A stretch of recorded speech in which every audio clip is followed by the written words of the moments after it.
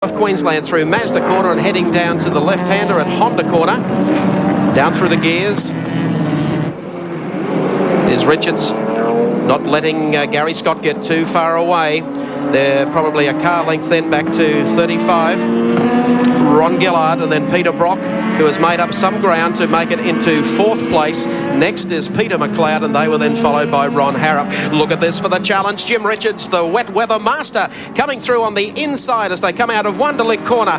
154 laps to go. And it's Jimmy Richards, expatriate Kiwi, who will lead up Bitchapave Hill the next time around to drop into Dunlop Loop. That great shot of all the cars going through.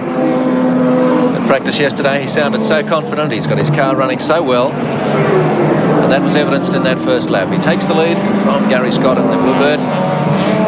Gary Scott is a man who has performed so well at this track. He really likes it here. There's the turbo running really well. The big point is that Gary Scott and Peter McLeod, who got off the line quickly, but have dropped back to Richards, of course, are running on slick tyres. Most of the other front runners are running on intermediate tyres, rain tyres. So until the track dries out, you won't see a great deal of forward progress from Gary Scott. He'll try and hold station, but at the moment, the fellow out in front is the wet weather master. And if this track stays like this for the entire race, you could see Jimmy Richards coming up with a win in the Endurance Championship round. Back across the strike, 2 laps completed into the race.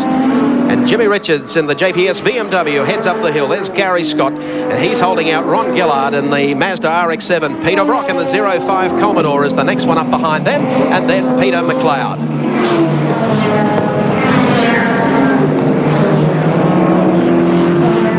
Through Dunlop Loop. Just driving very, very cautiously while the track still has that almost an oil lint over the top of it. Is Gary Scott. Jim Richards, with the use of intermediate tyres, will establish, I would think, a fair lead at this stage in the event, heading down to the lake corner. Scott has, of course, Ron Gillard, not that far behind him. Peter Brock is up to join them, and a long way back then to Peter McLeod and Ron Harrop, and next being Terry Finnigan. If they keep the hoses going on this circuit for the Silastic 300, the fellow up in front will revel in it. Jimmy Richards looking for a win, and a major win for Frank Gardner and the JPS BMW team. Doing comfortably at this stage. Couldn't have wished for better weather with a light fall of rain just before the start. Must get a lot of rain in New Zealand, do they, Mike? He likes the wet weather. This bloke thrives on it. I tell you what, he's a very good driver as well in the dry. Almost a calamity on the front straight. We'll get back to that for you later as we pick up on Race Cam, of course, that we bring you exclusively on the 7 network as part of our motorsports coverage. Steve Masterton driving the car, and almost an anxious moment for Masterton as they came up on one of the Mazda drivers who half slewed across the front of him. I think it was Tony Cavic. And Masterton really had to weave and get his way out of trouble. Now he'll have to come back through the pack. But that'll give you an idea of what the drivers are having to put up with in the early stages of the Silastic 300, presented, of course, by Dow Corning here at Amaroo Park Raceway today.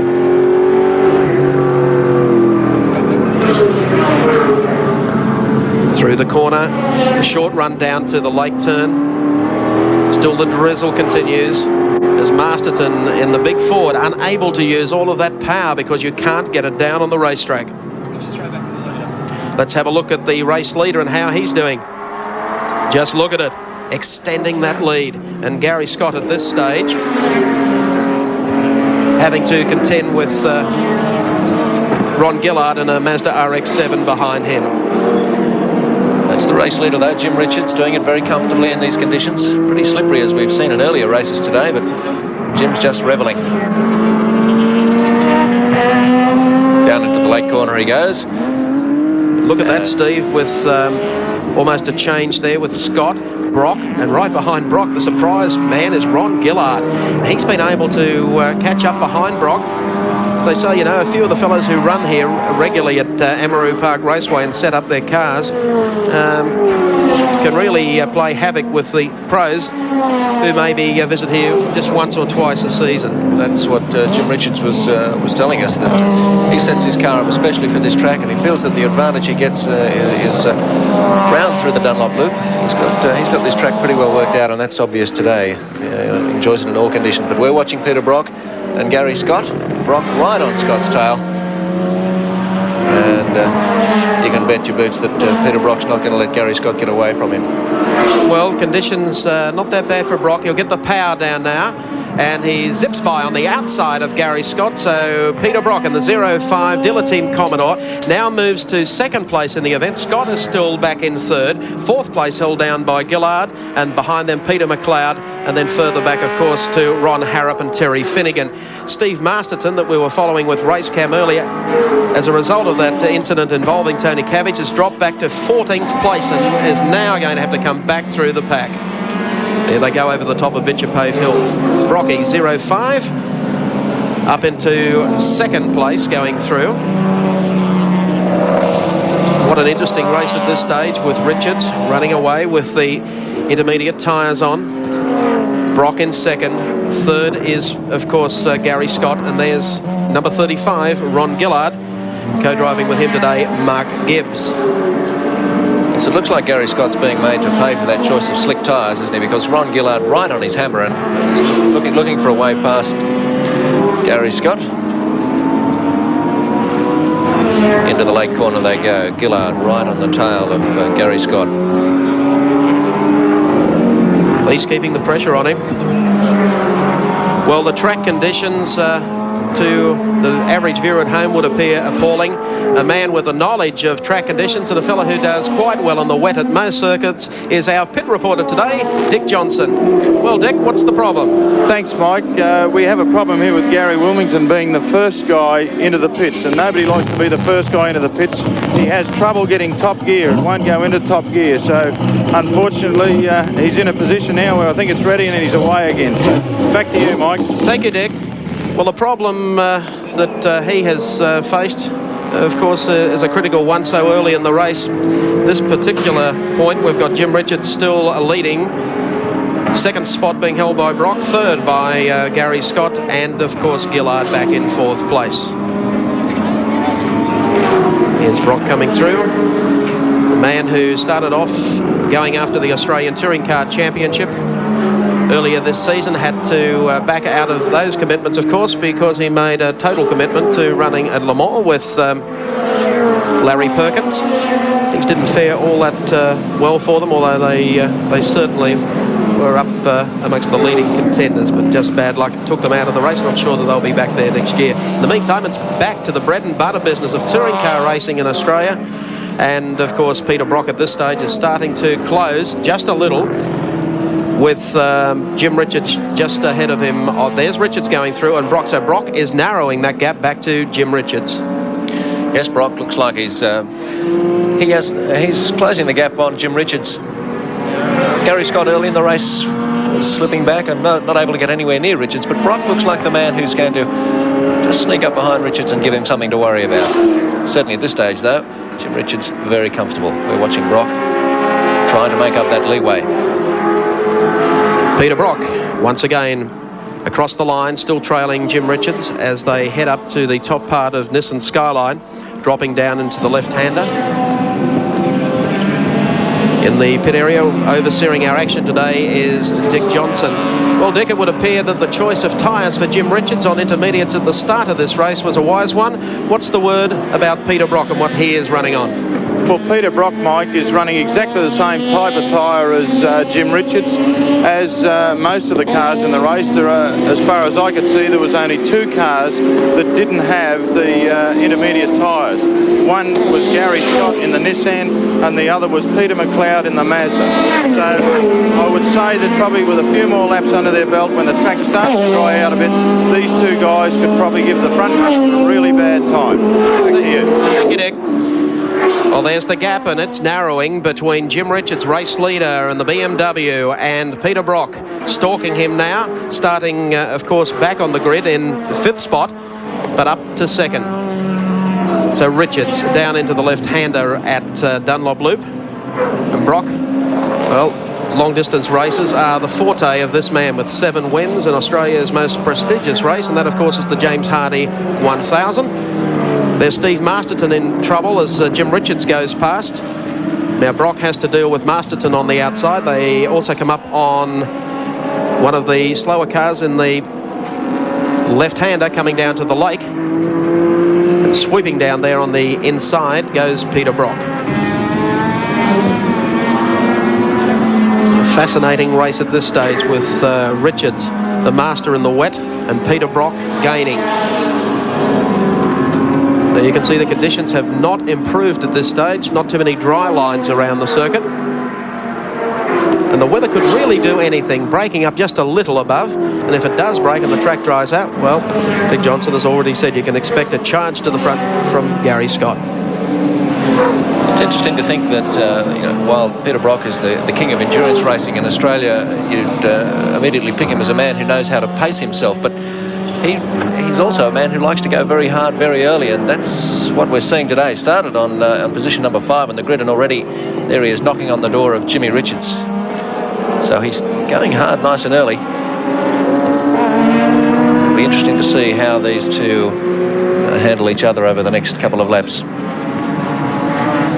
Jimmy Richards catching up on a slower car there, and this could be Brock's chance to give Richards something to worry about as they both try and get past this slower car. They come back onto the straight here at Amaroo Park, and Peter Brock has been playing the waiting game, stalking the race leader Jim Richards in the BMW as they head up Bitchapave Hill again. They pass the slower car on the inside. Brock also takes him now, and Richards will be first down into Dunlop Loop. And Brock has been able to pull back a deficit of about 150 metres. Richards is running in the tight line coming out of the corner as they head down towards the bottom corner.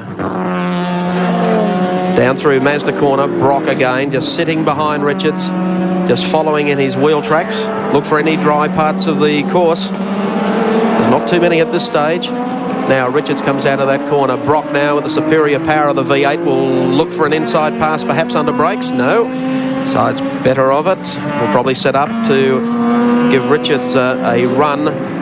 Maybe I would think up Bitchapave Hill the next time. They come into Wonderlick corner. Race leader in the Silastic 300, Jim Richards in the BMW, but under pressure now from 7 times Bathurst winner Peter Brock as they head up Bitchapave Hill once again to the top of Nissan Skyline. A dab of the brakes, dropping down into the right-hander.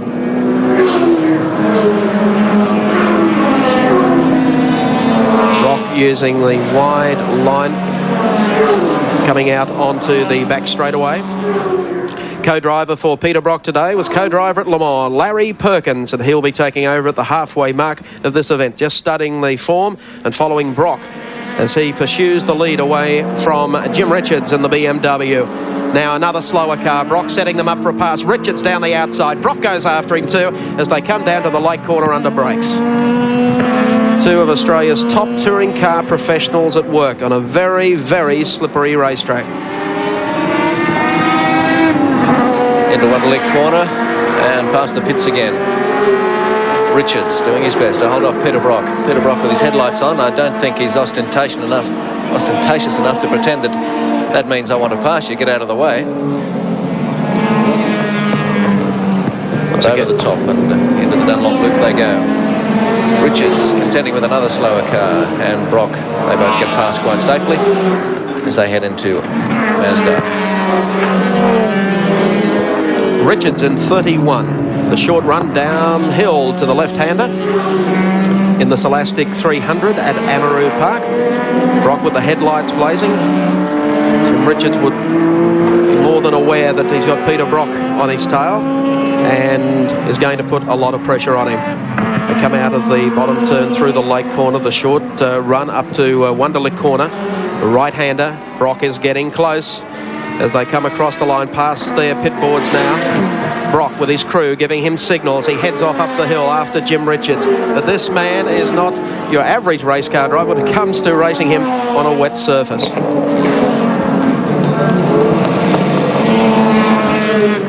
Into Dunlop Loop. Brock just as close as he has been for the last couple of laps.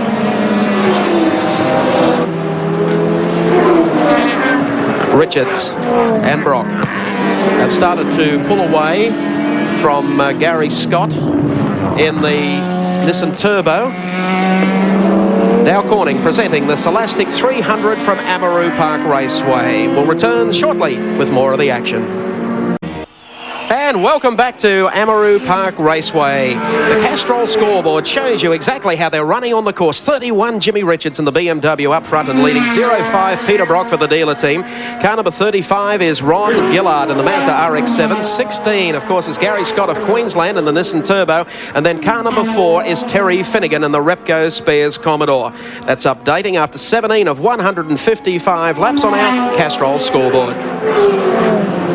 Jim Richards, car 31 we're watching, and he's coming up on the tail of the Gibson Nissan Exit Turbo. That's Christine Gibson, and she, of course, being a very obliging driver, a professional, moves out of way to give Richards the run of the race down to the lake corner. The seesaw battle continuing between Richards and Peter Brock. You see Brock will make a run at Richards, get right on the tail, but Richards is using the wet part of the course, 56.9 the time. They're about 4 seconds or so off the pace. And if anything, the track seems to be dry just up at that top part of the hill on the top of Bitchapave Hill, but on the back part of the course, that's not to be. But with Gary Scott dropping back one position, there's Frank Gardner. I would think he would be delighted at this stage of the event to see his man up front and leading. They finished strongly in practically all of the Touring Car Championship races this season, and I think a win is long overdue for Jim Richards. As we watch him again, down into the lake corner, and again, Jim Richards and Peter Brock are catching up on a slower car. But I think Peter Brock's drifted back a little too far, in fact, to make the most of any action that might happen as they pass this slower vehicle. Well, Brock, like Jim Richards and Gary Scott, realise this is a 155-lap event. It's not a sprint. Most of their time is being tuned at the moment of just settling down to a fair race average. And of course we have pit stops to come during the running of this event. In the pit area is Dick Johnson. Down to you, Dick. Thanks, Mike. With me I have Frank Gardner, who is the team manager for the JPS BMW, who is actually leading the race. Frank, how do you see yourself running at the moment? To plan, or is there something else that you would rather be further in front?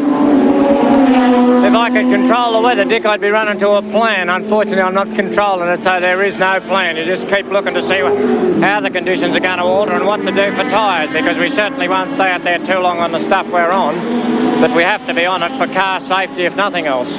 But there's no plan at the moment, believe you me. Thank you very much, Frank. Back to you, Mike. Thank you, Dick. Well, it's a case of run as hard as you can at the moment for Jim Richards and try and find the wet part of the course so as not to buzz off those intermediate tyres. Peter Brock, quite prepared to sit there. White tyres on the inside, white wheels, I should say, red wheels on the outside. Brock coming down through Mazda corner. One thing for certain, on a day like today when conditions are fairly changeable and there are maybe 1 or 2 more pit stops than you're anticipating, the pit crew work is going to be oh so vital, and it's Peter Brock's crew. You can be guaranteed that they'll get his car back onto the track very smartly once he comes in. I'm sure that's going to be the case too for Jim Richards, who leads Peter Brock at this stage as they go past the pits once more. They won't be calling in just at this stage, but if the track dries out, these intermediate tyres are going to be not much use to them much longer. Over the top and down towards the Dunlop loop they go. Jim Richards, our leader, from Peter Brock. Well, regular competition here at Amaroo Park is always a plus for any driver. By the time this annual Endurance Classic comes around, Jim Richards must be given a strong chance in today's field, despite the fact he's running up front at the moment. He's driven in all rounds of the Better Break Series, and unlike a few others, he doesn't mind Amaroo's layout at all. We came here this season to every one of the Better Breaks rounds, and each time we came, we did go a bit better. And most of our testing is done around this circuit, so yes, it is definitely an advantage. What about in different weather conditions? Yes, the same applies. I think we've had about 1 wet meeting here, which it isn't as critical as being at dry meetings, because in the rain, of course, you really only got one thing to compensate for, and that's the wet track. On what part of the circuit, though, can you make the best use of that advantage? Well, the best part of the circuit is probably over the top of the hill and down through the right-hander, where most of the time would be made. And we changed the things, the springs and shock absorber settings, sway bar settings, to try and sort of get round the turn a bit faster.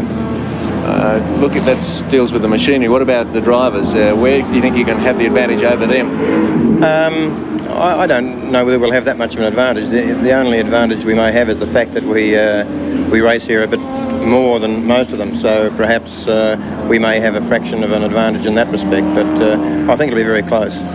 The thoughts of Jim Richards before the event, and they're certainly falling into place at the moment as with almost 23 laps completed of the Silastic 300. The former Kiwi will lead the field across the line. Second spot being held down by Peter Brock in the 05 Commodore.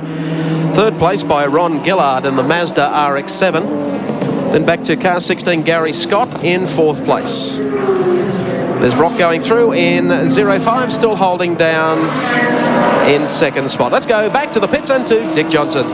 Thanks, Mike. I'm with Larry Perkins, who's the team manager, co-driver of the 05 Holden Dealer Team Commodore. I was just going to ask Larry, what do you think as far as the tyres situation?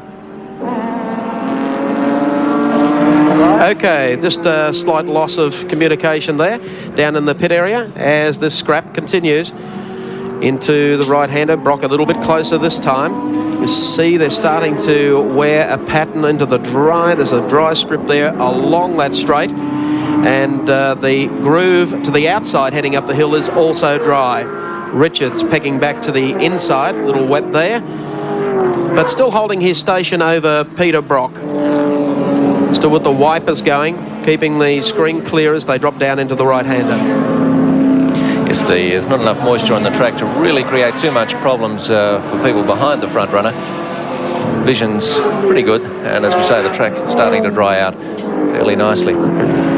Jim Richards in the JPS BMW leads Peter Brock as the Silastic 300 continues at Amaroo Park. Welcome back to Amaroo Park as Terry Finnigan on the inside takes Peter Brock for second place and now sets off after Jim Richards. Finnigan has been turning terrific times in the wet and has now taken Brock, moves in on Jim Richards. They come down to the left-hander at Honda. Here he comes. Richards been able to hold his place on the racetrack, but Finnigan has found a new lease on life. The Repco Commodore down on the inside. Richards through the gears. He'll make Terry Finnigan earn every part of his pass if he can affect it. Once again through Wonderlick Corner, back across the line, and it is still Jim Richards, but making the moves, Terry Finnigan. They head up the hill again. Brock still back in third, so the BMW leads two Commodores at this stage of the event.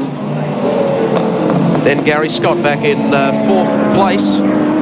But here is Finnigan just on the inside, a dab of the brakes from Richards, and then on the inside, Terry Finnigan of Sydney goes through to take the lead in the Silastic 300. Great driving here on the part of the Sydney driver. Oh, yes, indeed. I think that Jim Richards must have been surprised that Finnigan arrived so suddenly, because it must have looked to Richards and Brock as it did to us that it was a race in two. But suddenly Terry Finnigan moved up, and he's our new leader as we follow him into the late corner. The lap score chart will show that he was sitting back off the pace originally and biding his time, and then all of a sudden after 22 laps it was Terry Finnigan who just stormed up on behind Peter Brock. Keeping in mind Finnigan last year was able to run the longest before a pit stop. He's a local track expert who knows this course, set his car up for it, and I think it would be a just reward for Terry Finnigan if he can stay up there through to the finish of the event. Privateer obviously has got strong sponsorship backing this season from Repco, but he's out in front and leading the Silastic 300 as we enter lap number 29 during the running of the 155 lap Enduro that is seen by many people as the first of the curtain races to the James Hardy 1000 that of course you see exclusively on the 7 network. Peter Brock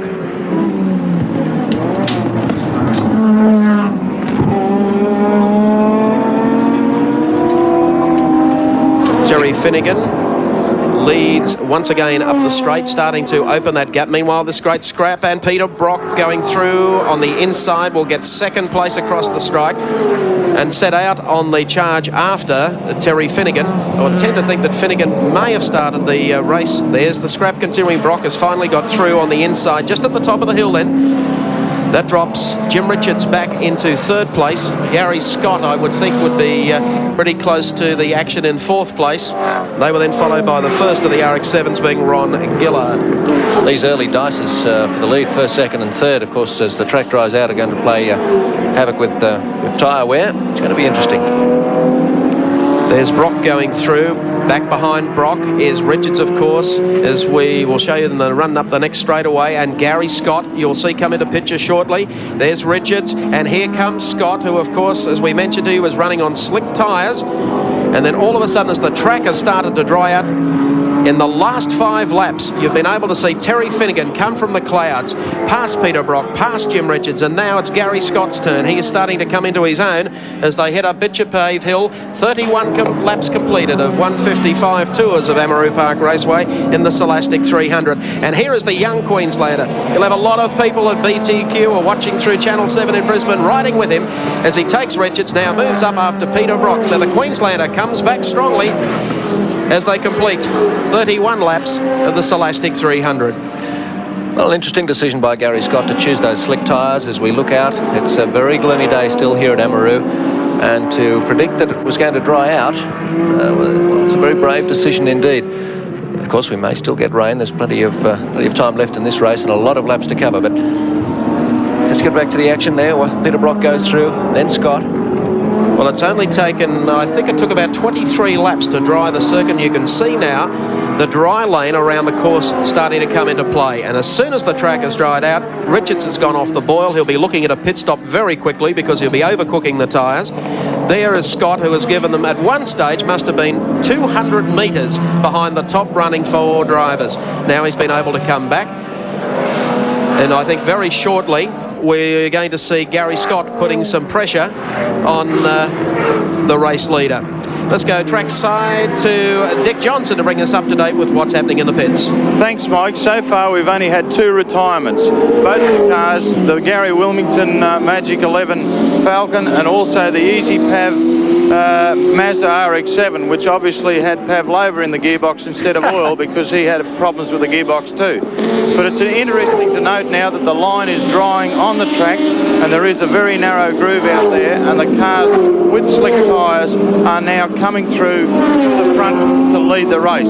Everyone thought for a moment there Terry Finnigan had been lapped, but in actual fact he is in the lead in the race, and Gary Scott is now making a charge from about 4th place. Well, Dick, it's going to be fair to assume that the way he came through the field after 23 laps that Terry Finnigan had made the right choice with slick tyres. He certainly did. I've been speaking to his team manager, and they have the hardest compound tyres they can possibly find on.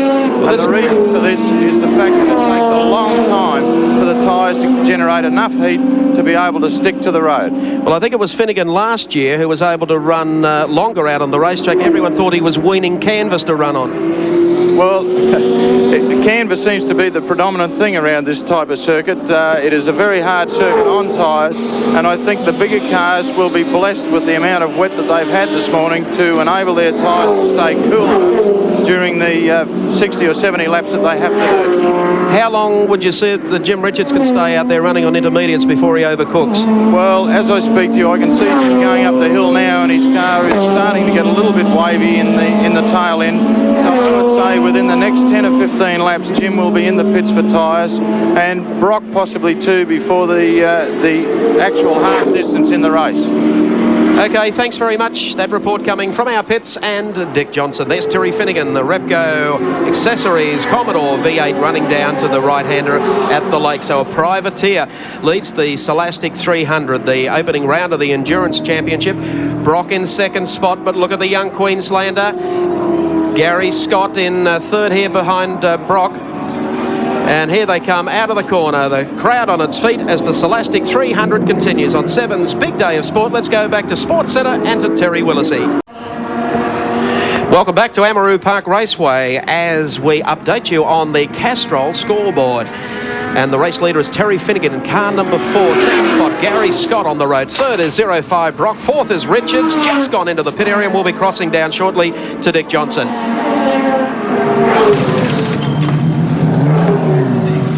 Well, Dick, they stayed out perhaps a few laps longer than we anticipated. Yes, Mike. Actually, Frank Garter is now putting some 021 compound slicks on the motor car, which hopes will take him right through to the end of the race. And I reckon if it rains again, we'll probably see Jim back in the pits.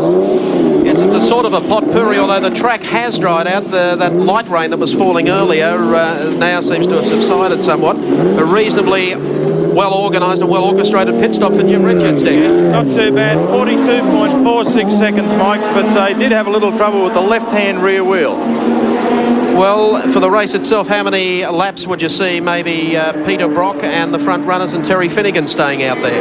Well, I would doubt if you would see Peter Brock stay out there any longer than about another 10 laps at the very outside, because by the look of the tyres that came off Jim's car, they're very, very scuffed and very scrubbed. So I'd say Peter's probably been driving a little bit more cautiously on a car that probably handles a little better. But I'd say with the dry track the way it is, he'll be in very shortly.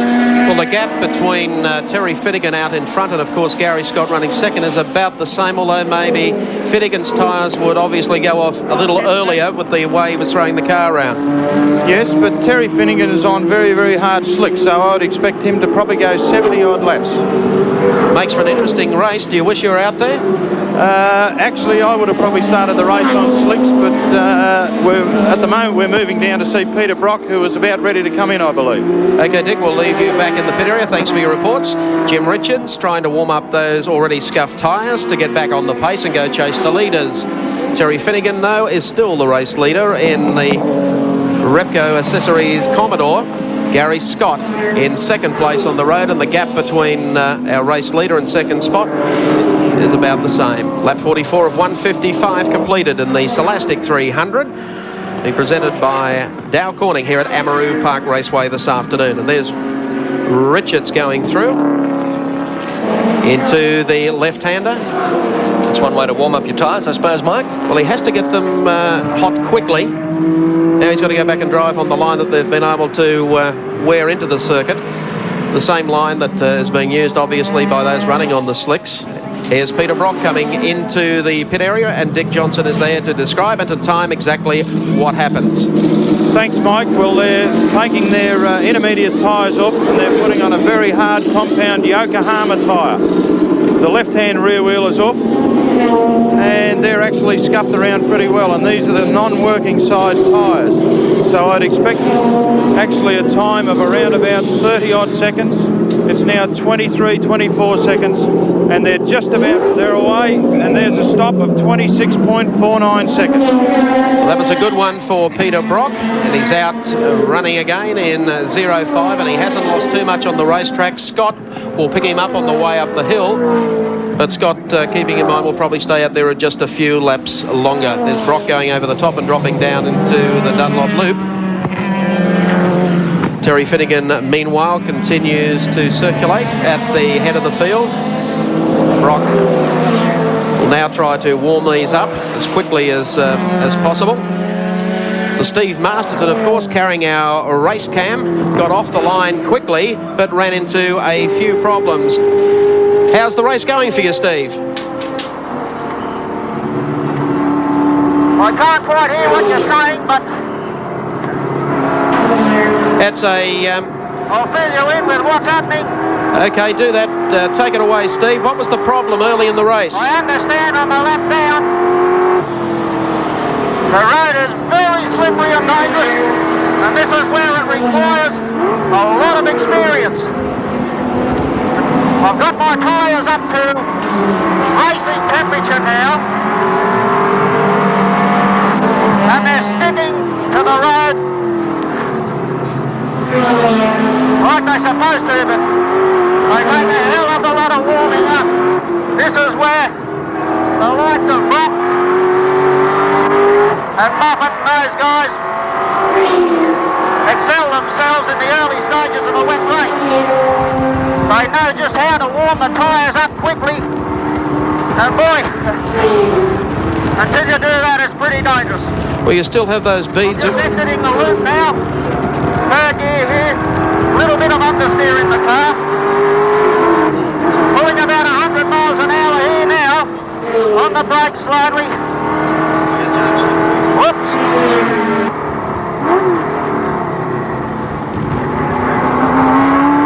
Whoa.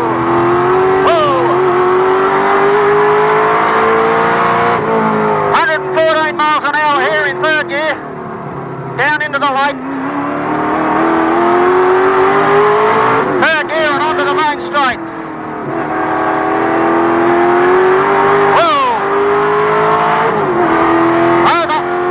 Okay, over and out. Steve Masterton, beads of rain still continue to fall across the windscreen. There are still many questions to be answered in the Silastic 300 when we return to Amaroo Park.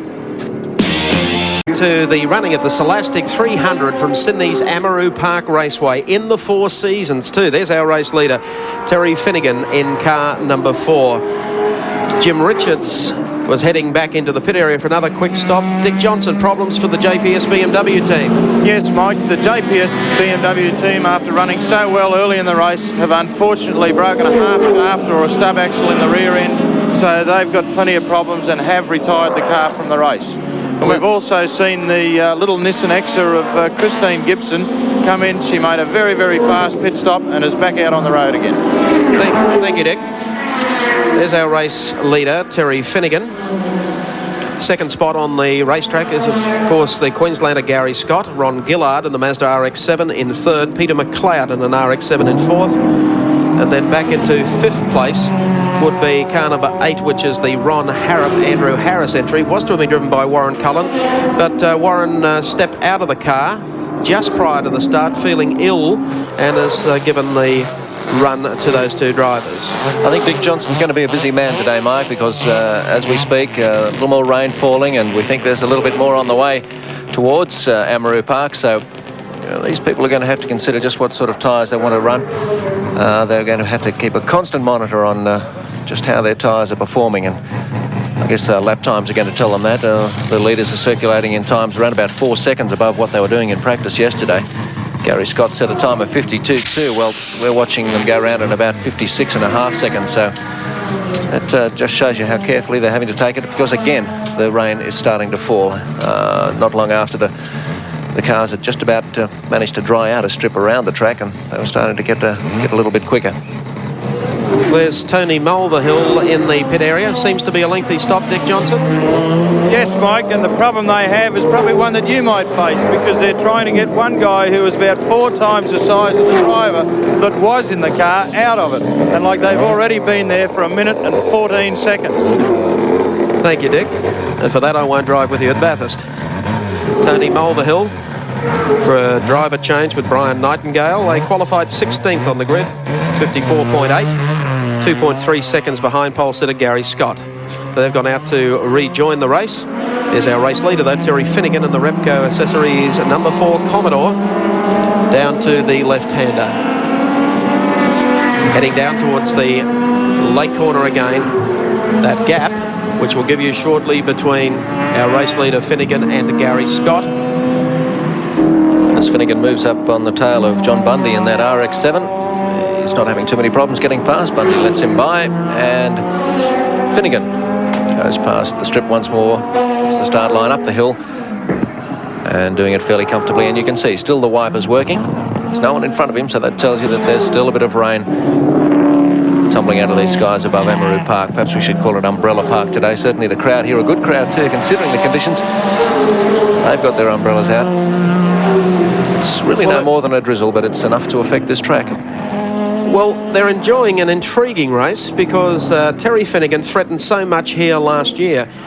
There's a section of the crowd, the sturdy motor racers who turn out at the ARDC's Amaroo Park Raceway, one of Australia's most professionally promoted racetracks. Down to the right-hander, they're seeing Terry Finnigan. There's a lot of people here barracking for the local today. A fellow who knows this circuit extremely well, drives all the rounds of the Better Brakes AMSCAR series here, has been a front runner in that division. Now, Peter Brock, we've seen, has already made his pit stop. Gary Scott was just ahead of him on the road when they came back out, but there you can see Brock has been able to fight his way past Gary Scott. Scott's still running in second.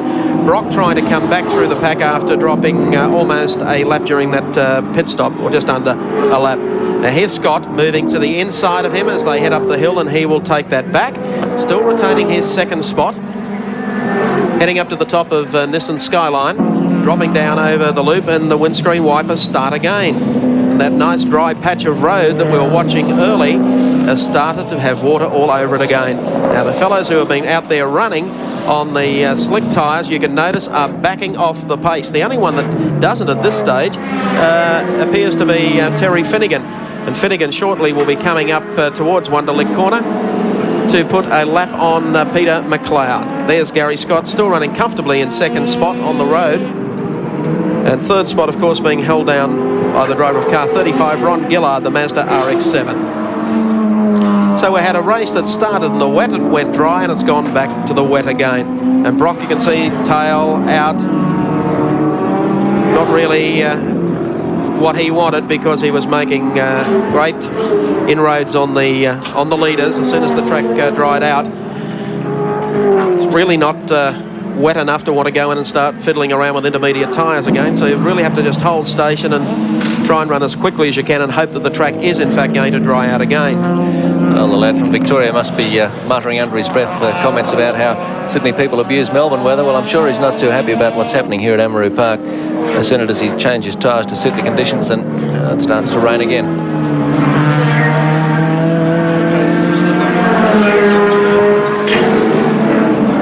But he's just got to make the most of it for the moment and hope that the rain goes away again and the cars dry out an area of the track that will suit his tyres. We're following Peter Brock. There's Gary Scott just ahead of him. Well, Dick Johnson, as I said before, this is the race of the 4 seasons. Those guys have gone out and changed over onto slicks. They're facing this period of time where they've just got to sit there and wait and hope that it dries out again. It certainly is, Mike, and it's very unfortunate for those that already have visited the pits, because I probably predict that the guys that are sitting in the box seat would be Terry Finnigan and Gary Scott, because as yet they have yet to pit. And Steve Masterton is also hanging in there. He's on a set of intermediate type tyres, but very hard intermediates, and they plan to run somewhere around about 90 laps before they stop. So these guys, a little bit further into the race, will have the choice to run the last few laps on the correct sort of tyres. Okay, thanks Dick Johnson. Peter Brock still trying to come back through the field after a very, very quick pit stop, but Terry Finnigan continues to lead the Silastic 300 from Amaroo Park Raceway.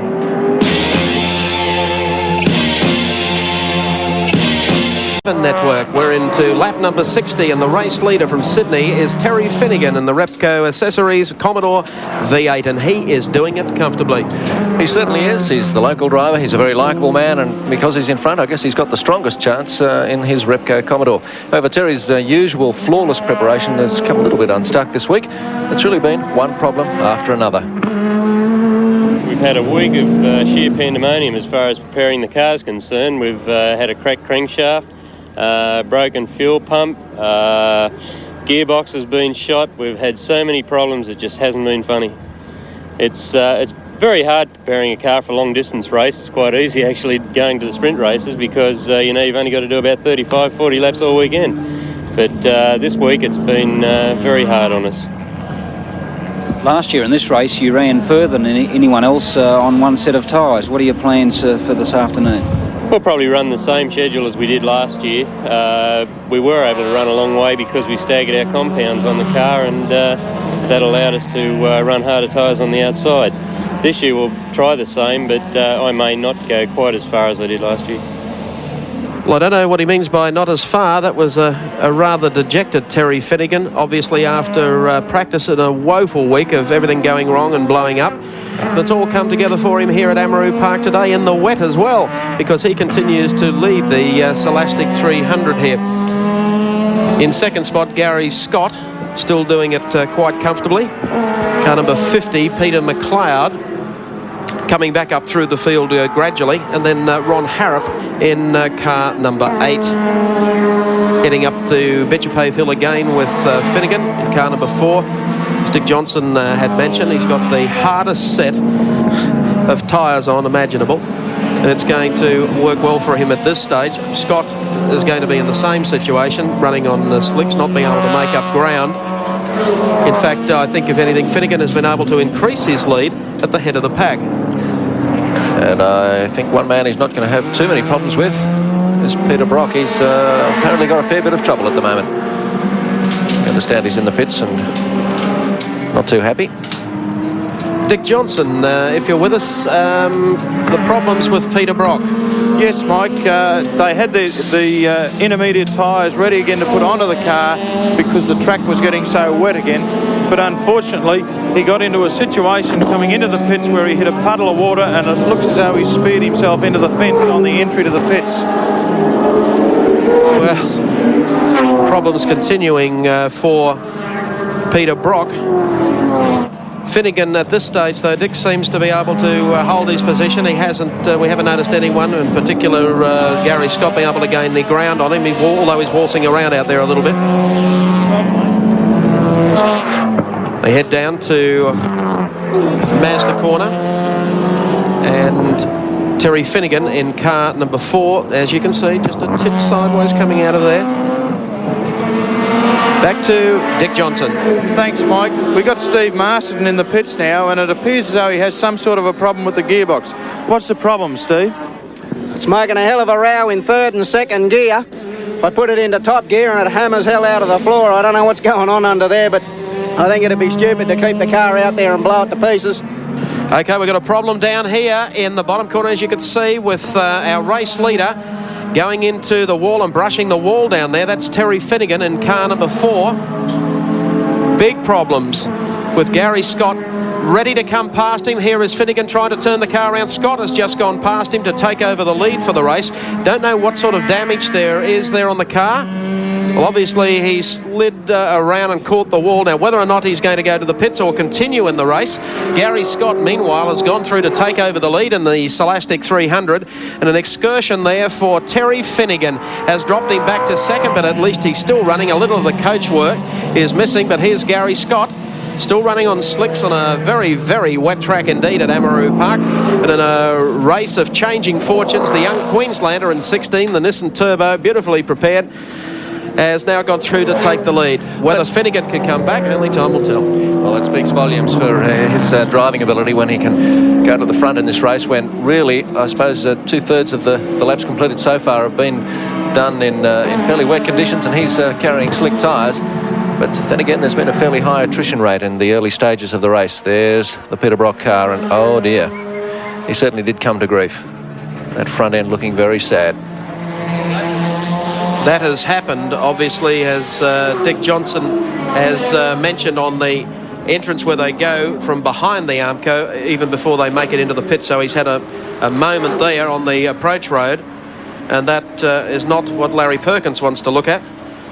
And I don't think Peter Brock would be too happy about it either. Well, obviously, Dick Johnson will be talking to Peter Brock a little later, and we'll get the full story on it. But happening on the approach to the pit entrance, and after the rotten luck, as Larry looks at it thinking, well, it was he was once in a car at Le Mans like that. That was it. It was the shoe was on the other foot at Le Mans, where Larry, of course, was running and had a moment and felt very badly about it indeed. But now it looks as though the 05 car requires a lot of work before the next round of the Endurance Championship. Gary Scott is the race leader in car number 16, coming through the short straight up to Wunderlich corner. And rain very, very heavy indeed at this time as they come across the strike. And we'll get the gap back to Terry Finnigan in car number 4. Scott going through. Finnigan hasn't given up. I don't think that damage could have been too substantial. He'd have been in the pits by now if that little altercation he had with the lakeside corner caused him, with the lake corner I should say, caused him many problems. So Scott continues to lead, but Finnigan will be chasing him. Well, I don't think Finnigan is that far behind Gary Scott, because Scott has had to ease off the pace appreciably. We'll try and give you the split as they come down. There's the number 8 Harris and Harrop entry, and then coming down the back part of the course, will be, of course, Terry Finnigan in car number 4. So Finnigan is only, I would think, as we pick up on the Sepulsa heading up the straight with some big problems. Christine Gibson at the wheel, having had a problem there, is going to go behind the pit wall. Yes, she is. There's Terry Finnigan. Keep in mind, he led the race. He had a lose down in the bottom corner. Gary Scott went through to lead the race, but Finnigan, not to be denied, is coming again and closing dramatically on Gary Scott. Correct, Dick Johnson? Thanks, Mike. We have changing fortunes in this race. It is one of those types of days where anything can happen, and anything is happening. As you can see with Peter Brock's car, the damage is not too great really when you consider the fact that it's only broken a wheel and torn off a steering arm. But that puts him out of the race. Christine Gibson has just slid into the fence coming onto the main straight and is back on the road again. But whether she sustained any damage as yet, we do not know. But Terry Finnigan is one guy who is really going to have to play his cards right here and get the car into the pits at the right time and definitely make the right choice of tyres, as too is Gary Scott. Back to you, Mike. Thank you, Dick, for that report, being on the spot down there. There is Terry Finnigan, headlights on in car number 4. Just ahead of him on the road, going up the hill, is Gary Scott. And I think Scott has almost put a lap on Peter McLeod at this stage, so anything can happen in the final stages of this race. We're in lap number 68 of 155 circuits in the Silastic 300. And there is the race leader, Terry Finnigan, treating it gingerly through the Dunlop loop. Both his headlights are working, but you can see that's a little bit of the damage that he's done to the rear end. His parking lights and brake lights not working on the right-hand side.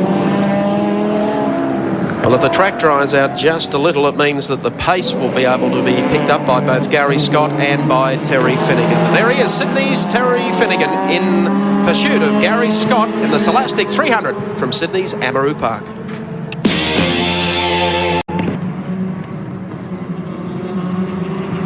To Amaroo Park, and that's a sad story for Terry Finnigan. Into that troublesome lake corner again, and he looks like, well, he's out of the race for at least the moment. He's out of the car, and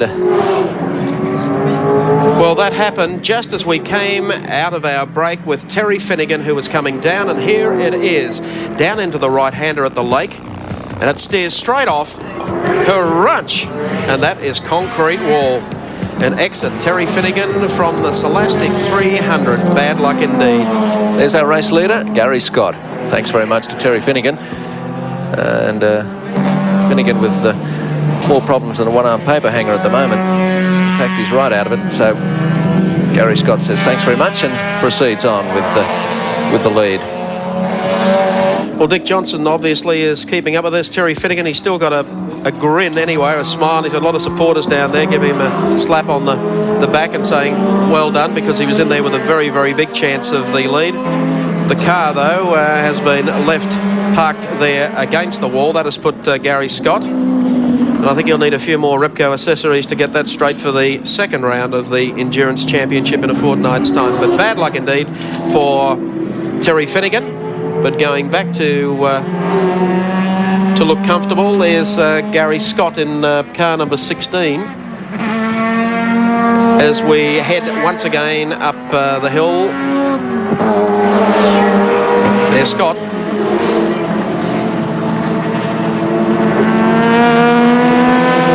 We follow him up the hill once more, and at least one problem they won't have at the top of the hill is the problem that they had last time late in the day when the sun was setting. It was right in the driver's eyes, but of course with overcast conditions today they're not going to have that problem, but they've got plenty of others to contend with as we watch Gary Scott take it into the Mazda corner as he nurses the car around this very tricky, very tight but very slippery circuit today. Down into Honda corner we watch Gary Scott, windscreen wipers going of course. We're following Gary Scott in car 16, but while that Finnigan incident occurred, Dick Johnson, correct me if I'm wrong, was Gary Scott in the pits there? Yes, he was, Mike. He's been in, he's put intermediate tyres on, which I reckon would have to be the way to go for the rest of the race. And providing the conditions don't change, I would say Gary Scott is now in the box seat and controlling the race well. We've even had a situation where Ron Gillard put himself into the fence, and they have repaired the left-hand front of the car and gone out again. Christine Gibson has also retired the Pulsar from the race for reasons unknown to me. But I would say Gary is looking good, and it's very unfortunate for Terry Finnigan, but I'd say the choice of staying out there was a little bit too long on those particular tyres. Thanks very much, Dick Johnson, with a quick pit stop by Gary Scott in 16, changing up to intermediate tyres. Coming from what was almost a lap down is Ron Harrop in car number 8. This was the car that was to have been driven, of course, by Warren Cullen. Andrew Harris, the co-driver today. And here it is coming onto the straight. Looks like Giesler's car, was it alongside, a little sideways.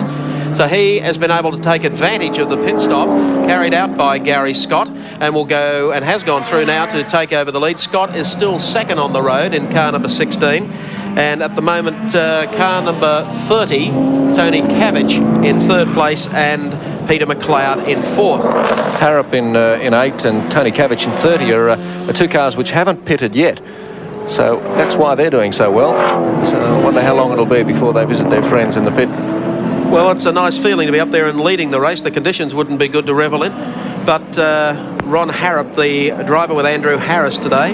Warren Cullen sitting out the event, not feeling all that well. As we mentioned, part of a two-car team that will be going to the James Hardy 1000 at Mount Panorama at Bathurst at the end of September. And joining the team for that race will, of course, be Australia's former Formula One world champion, Alan Jones. At the moment, they're enjoying their run at the head of the pack here at Amaroo Park, with Gary Scott in second place and Tony Cabbage in the Mazda RX-7 running in third, but two of those still to pit. With 74 laps in of 155 tours at Amaroo Park Raceway in the Silastic 300, which is the first round of the Endurance Championship. Second round, of course, will be held at Oran Park in a fortnight, when Peter Brock and some of the other challengers will be to back to split the points. But we've still got fair way to go in this race. 75 of 155 now confirmed as the race leader. Ron Harrop heads down to the left-hander at Honda Corner, taking it very, very gingerly.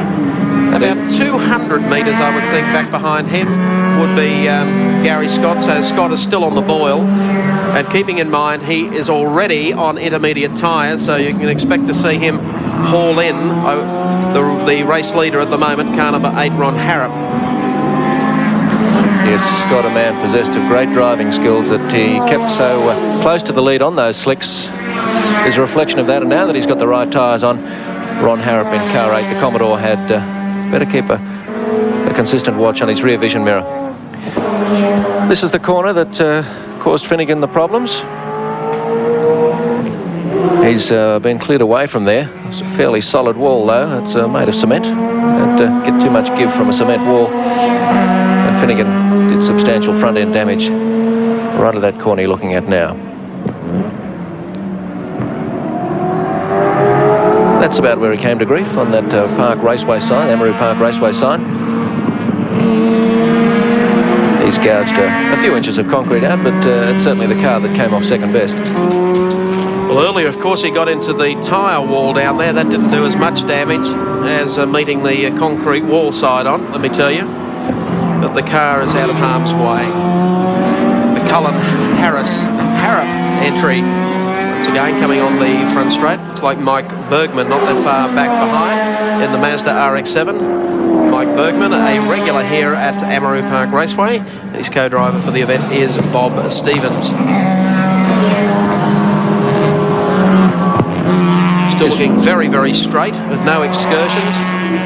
On the same trim that it started the race. You can't say that about a few of the other entrants, though. Not so straight as that radiator grille. It's a little bit wobbly, but that's not going to cause him many problems. And they're certainly not likely to overheat today. Well, the biggest problem that I think that Harrop is going to face is a little fella from Queensland with a Nissan Turbo on the boil with intermediate tyres. Going down towards the lake corner again, Mike Burgmann still sitting in there with the Mazda RX-7 behind Ron Harrop. As they come out of the corner and along the short straight to Wonderlick corner, the right-hander. This is where he has to treat it very, very gingerly indeed. Oh, slower car, awful right at the last moment. Harrop didn't need that, and Burgmann clings to his tail again as they come up the hill. Burgmann's car is the RX-7 that was driven here last year by Bob Stevens and Ron Dixon. There's Harrop going through Dunlop Loop, now working down towards Mazda corner. We're keeping the split time between our race leader and our Queensland second place man, Gary Scott. And it's closing all the time, coming down to the left-hander at Honda corner. There's Mike Burgmann, right on Harrop's tail. I'm sure Harrop feels he doesn't need this right at the moment because, in fact, as they come down to the lake corner, through goes Mike Burgmann. Yes, he's trying to pull back a lap on the leader. And the RX-7 running very, very reliably. Just as well they'd removed Terry Finnigan's car from that corner, or we could have had another one coming to grief because they took it fairly wide between them there. Mike Burgmann takes it over the top through Skyline again and heads for the Dunlop Loop. 78 laps completed of 155 circuits at Amaroo Park in the Silastic 300 presented by Dow Corning, with number 8 still out there and leading. Scott closing though. We expect to see Ron Harrop heading to the pit area very, very shortly, obviously for a change of tyres. Burgmann Stevens entry, car number 33, continues to go down towards the lake corner and the right-hander. Gary Scott starting to get on terms, not far behind this particular car, number 33. Looking for number 8. And I think 8 may be heading to the pit area.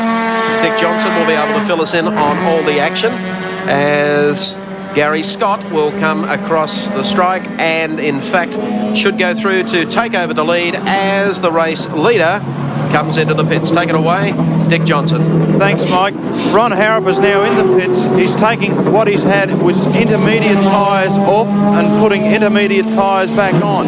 Andrew Harris is going to get into the car, and boy, I don't envy the job that poor guy's got. Getting into a car that he is running out in the wet weather on new tyres, which is not much fun. But also we have many other things that are happening down here at the moment. As you can see, there's cars going sideways through the corner coming onto pit straight, which makes it very, very difficult for some of the people standing in the pits here to sort of cop the rubber in the eyes and things like that. The pit stop here is just about finished. Thank you. They're just getting the front wheel on, and I reckon they'll be out again. So, Mike, I'd say Gary Scott at the moment I don't think would have to stop again, so he's looking pretty good. Well, the change to intermediate tyres has certainly worked for Gary Scott. Ron Harrop steps from the car. Andrew Harris is in, and the Silastic 300 continues at Amaroo Park.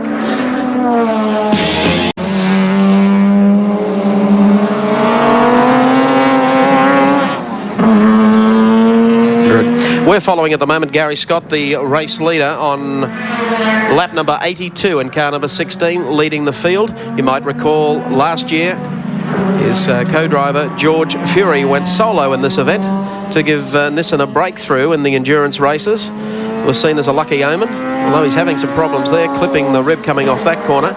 Fury went on to win the 1983 Silastic 300, and Scott looking good at this stage for a repeat win for 84.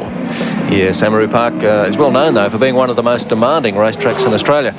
As Gary Scott would agree, in a race of 300 kilometres, the circuit is just as hard on drivers as it is on cars. It is a circuit that's definitely harder on cars than drivers. Then it becomes a track that's very hard on drivers if the car stays together. And, you know, 155 laps round here is very demanding. You don't get a chance to rest. The car's always being changed down or up a gear. always very hard on the brakes. Turns into a very, very hard test of man and machinery, and it's quite a test at the end of the day. We've been here all year and have been a consistent front row act, and I think with the development the boys have done, we have a brilliant little car that suits here very well. I think we're in a very strong position to go well all day, and I think that's the secret of success here. As you know, last year George Fury drove the whole way himself. He hung back a little bit at the beginning and just mowed them over and went off into the distance, and I think we're looking for that sort of race plan. But in motor racing, you're never sure what's going to happen, so we'll just have to play it all by ear. I've got a bit of competition from my old sparring partner Steve Masterton. He's going very well. You can never underestimate him or Peter Brock, and we won't be getting it easy by any means, but we're very confident. Well, confident he may be. He was certainly confident going into the race, and at this stage the cards seem to be falling into place for Gary Scott. He's had to do it the hard way though, coming back through, change of tyres, had to sit back there for so long early in the race on slicks and see those running on intermediate and wet weather tyres run away from him. He's doing this nicely. Second spot now held down by Andrew Harris, and third place by Peter McLeod in car number 50. Then in fourth place in car number 35 is Ron Gillard in the Mazda RX-7. There's Scott heading up Bitchapave Hill once again, car number 16, lap number 85. The circuit's still pretty wet. The point we made earlier in the afternoon when it wasn't quite as wet was that the amount of moisture being thrown out by the tyres. Well, there you can see, as Gary Scott goes around into the Dunlop loop, that he throws up a fair bit of moisture, especially as he goes through those corners, and anyone who comes up behind him is going to have his vision pretty much impaired by that much moisture. But it's not worrying Gary Scott, because he's the man in front in the Nissan Turbo, car number 16. Well, the Nissan team, of course, supported Amaroo Park Raceway in the Better Break Series, not only last year but throughout 1984. And Gary Scott has been their flag waver for the running of the Better Breaks Amscar Series. Had some problems when he first came down to Amaroo with some over-aggressive driving from some of his competitors. Finished around sideways for the first couple of meetings. But great dedication shown by Scott to this particular circuit that some drivers don't favour. But he has stuck to his guns, and I think you're going to find this young Queenslander a very competitive man by the time that the Nissan team go to the James Hardy 1000 at Mount Panorama Bathurst at the end of September. The gap still opening up between Scott and Andrew Harris in the Kmart Commodore, car number 8, with Peter McLeod in the Mazda RX-7 still in third place, and then of course car number 35, Ron Gillard in the Mazda RX-7 back in fourth spot. Peter McLeod, of course, started the race on slick tyres. There he is up in third. So it could be that he's popped the intermediates on. Yes, he's been able to power through there. It's really almost wet weather tyres having the full set on, but he's gone out. There's Peter McLeod running presently in third place in the race. Peter McLeod, of course, is the defending endurance champion in the Slick 50 Mazda RX-7, comes from Shell Harbour, has been running in the Australian Touring Car Championship, was in there with a good chance at it too midway through the season, but he's run all the rounds of it and intends to run, of course, the endurance championship rounds leading up to the James Hardy 1000 at Bathurst. He let the Fred Giesler Commodore slip past him there, and I just wonder if he hasn't got a problem or two, because really he shouldn't have got past from the man in third place, which is Peter McLeod. Still some activity occurring in the pits, and with his thoughts of the race thus far, it's Dick Johnson. Thanks, Mike. There are certain elements the drivers have got to put up with in these sort of conditions, and one of the biggest problems is the windscreens fogging up on the inside. And as you can see, there's probably a lot of motor cars with the windscreens that look very white and very opaque. And a guy like the Slick 50 Mazda, Peter McLeod, has also got a better problem than that. He's only got fourth and fifth gear left. So he's been running since lap 10 with only 2 gears in the gearbox, and I suppose that is one reason why everyone looks as though they're past him. Back to you, Mike. Thanks, Dick. Well, Peter McLeod's number 50 car still third on the road. Gary Scott with a lap up on the field. Andrew Harris in the Kmart Commodore in second place, 9 seconds behind them, of course. In third is Peter McLeod in car number 50. And Dick Johnson pretty well explained there the problem for Peter McLeod as we watched him go up Bitchapave earlier, and the Commodore of Giesler flew past him. I expect McLeod would love to have had third gear, but it just wasn't there. He's only got fourth and fifth. Come out behind Lusty in the Commodore number 21. It's Graham Lusty doing quite nicely. A couple of laps down, but he's still out there and running. You're watching the Silastic 300 from Sydney's Amaroo Park Raceway. After 89 laps of the 155, Gary Scott the leader, and number 8 Harrop is second. Peter McLeod in the Slick 50 Master is third. And we have Ron Gillard and number 30 Tony Cabbage in fifth place. That's pretty slippery out there.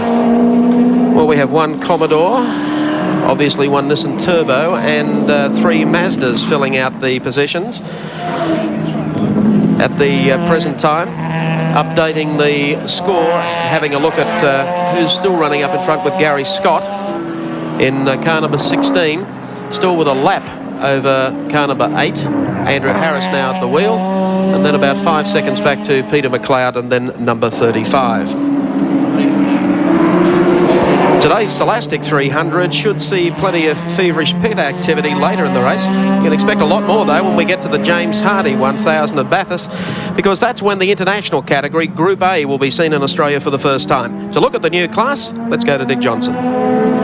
Thanks, Mike. Today is the last day we'll see these types of motor cars racing at Amaroo, because next year we go to a different category called Group A. And as from January, these cars will be racing in the Touring Car Championship and the long distance races later in the year. The cars are a little different in many ways. For example, the exterior appearance of the motor cars is more standard. They have not got flares or any of the other auxiliary parts such as spoilers and air dams on the front. But as from the engine point of view, the engines are also a little more standard. They have less modification. You have to use more standard components. Although in other areas, the modifications are more liberal, such as the suspension. There's more hand-fabricated parts. Most of these cars will run 5-speed manual transmissions and so on. So I thought we would ask some of the competitors what their thoughts were on Group A. Well, the Europeans have the advantage. They've been running Group A now for 2 years, so you can expect Jaguars, Rovers, BMWs, and even Volvos. But they're going to have to watch the Japanese motor industry. They're very determined to do well in any form of motorsport around the world. And I expect, Dickie, a few American accents from you.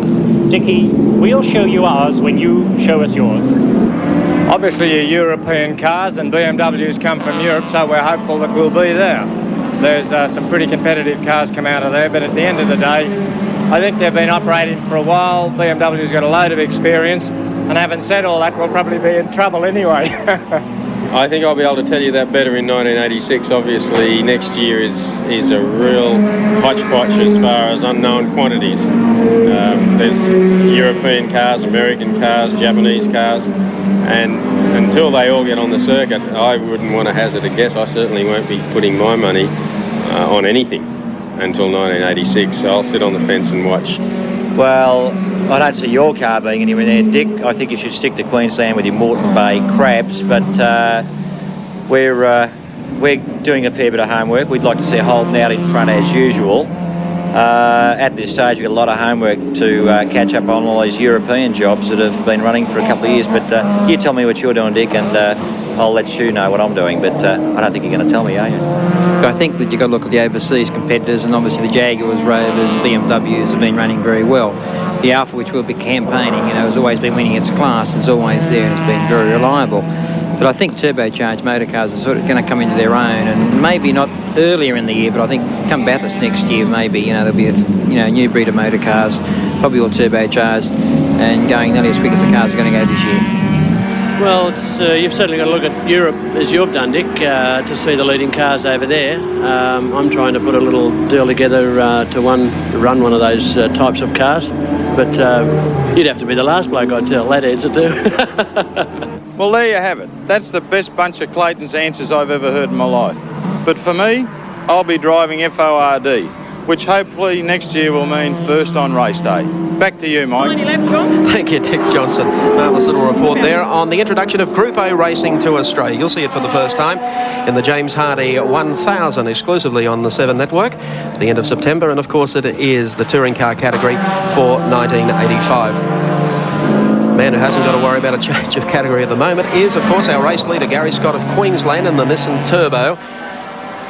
Nicely clear at this stage, 65 seconds clear of number 8, Andrew Harris, of course, the Kmart Commodore. And then a further 5 seconds or so back to Peter McLeod in car number 50. Number 35, of course, still running back there. And strongly as he has all day, Ron Gillard in the Mazda RX-7. 95 of 155 tours of Amaroo Park now completed. And the short straight along past the lake to Wonderlick Corner. Number 35, Ron Gillard, has been running very strongly in this race. There is Ron heading down the back straightaway, driving a course for the Goodyear Car Owners Club, and doing it very, very comfortably indeed. He was up amongst the leaders in the opening 10 circuits of the race. He's had a shunt at the front, as you can see, but that really hasn't worried him. He's been able to soldier on quite nicely. He'll be running in 4th at the moment. Be banished from the Car Owners Club for doing that sort of damage, but I guess he can be forgiven on a day like this when the track is just so slippery, and that is the part of the track that has caused so many of the problems. Well, he quotes his worst moment in racing. His co-driver rode off the car in the final practice in 1977. As Ron explained, he'd qualified the car very well. He had the second fastest Alpha in that event. He learned about the accident while he was walking to the showers. And someone walked over to him and said, "Bad luck about your car, Ron." He thinks that's the worst moment that he's had so far in racing. Comes from Nowra on the south coast. Motor mechanic by trade. And hobbies include rifles and bushwalking. Well, he hasn't to go walk bush today. He wouldn't want to here at Amaroo Park, but he's doing very, very comfortably indeed in 4th spot on the road, car number 35, Ron Gillard. He's a man with a lot of experience in motor racing, going back to 1969, when he had a class win in Morris Cooper S at Bathurst. So he's been racing for the best part of 15, 16 years. So he knows his way around most of the circuits in Australia, and this one included. There he is coming out of Wonderlick Corner along the front straight here in Amaroo Park. Ron Gillard in the Mazda RX-7 car number 35 for the Goodyear Car Owners Club. Sponsors heading up over the top of Bitcher Pave and dropping down into Dunlop Loop.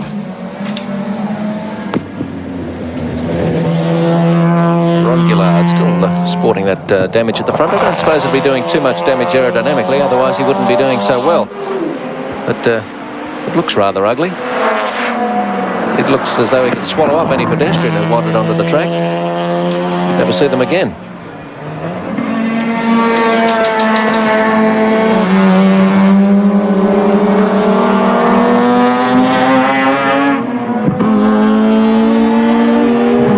To the right-hander. One thing about Ron, he does prefer long-distance racing, claiming he's got the ability to be able to pace himself and his car without damaging it. Well, I think he's showing that quite well here today, coming through the bottom corner and heading along the front straight here at Amaroo Park.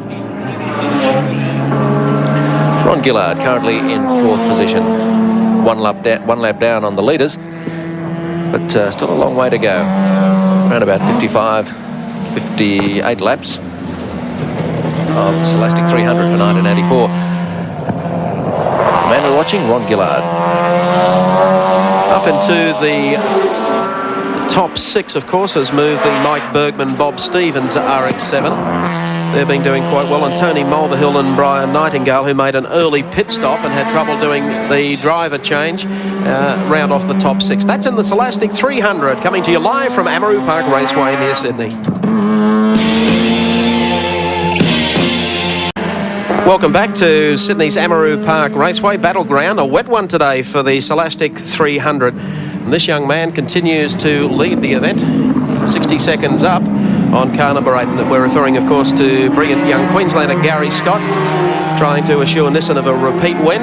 One here with George Fury in 83, and Scott leading the pack now, 1 minute up on car number 8, Andrew Harris, and then car number 50, which of course is Peter McLeod. He's a driver making his annual visit to Amaroo, and is the defending endurance champion. But Peter's been a model of consistency all season, but like any pro, today's event for him means planning his race, but then racing to that plan. If you're going to achieve anything, be it motor racing or in anything, you must have a plan. And certainly we have a plan for the race. It not necessarily is a very complicated one, but we have to know where we're aiming at, what we're trying to achieve, and how we're going to get to that point. And with that in mind, we've got to stick very rigidly to that plan. Of course, many things can upset the plan, and therefore you've got to have a secondary plan, something to fall back on if something goes wrong with your original idea of what you should be doing. Yeah, just how flexible do you have to be? Well, in motor racing, you've got to be very flexible. Anything can happen, as has been said many, many times, and you can be in front with 1 lap to go and have a problem. You can have a problem on the first lap. Other people can cause you problems. Your problems can be mechanical. They can be of fuel. They can be of tyres. They can be of driver. The weather can change. There's so many variations in the sport, and you have to be equipped to cope with them all. And I think it's the people who are best equipped is the ones who are the first home. And if ever it was true that anything can happen, today's the day. And Peter McLeod now nestling into 3rd place, some 6 seconds behind the Andrew Harris Commodore, and another about a lap behind Gary Scott, the leader. But there he is, Peter McLeod, after 103 laps of the 155 Silastic 300. And I wonder just how much to plan his race is going. Well, I would think going well at the moment, you couldn't wish to be in a better situation with about 52 laps remaining in the event. A cool day, intermediate tyres, everything running nicely, and you're at the front of the pack. I'd say that'd be good enough. They've got a 60-second advantage over Andrew Harris. Harris will wait and see whether he can pull back that gap. It's quite a task, but there are certainly enough laps to do it in. And then, of course, 6.3 seconds in arrears behind them, car number 50, Peter McLeod, that was mentioned to you.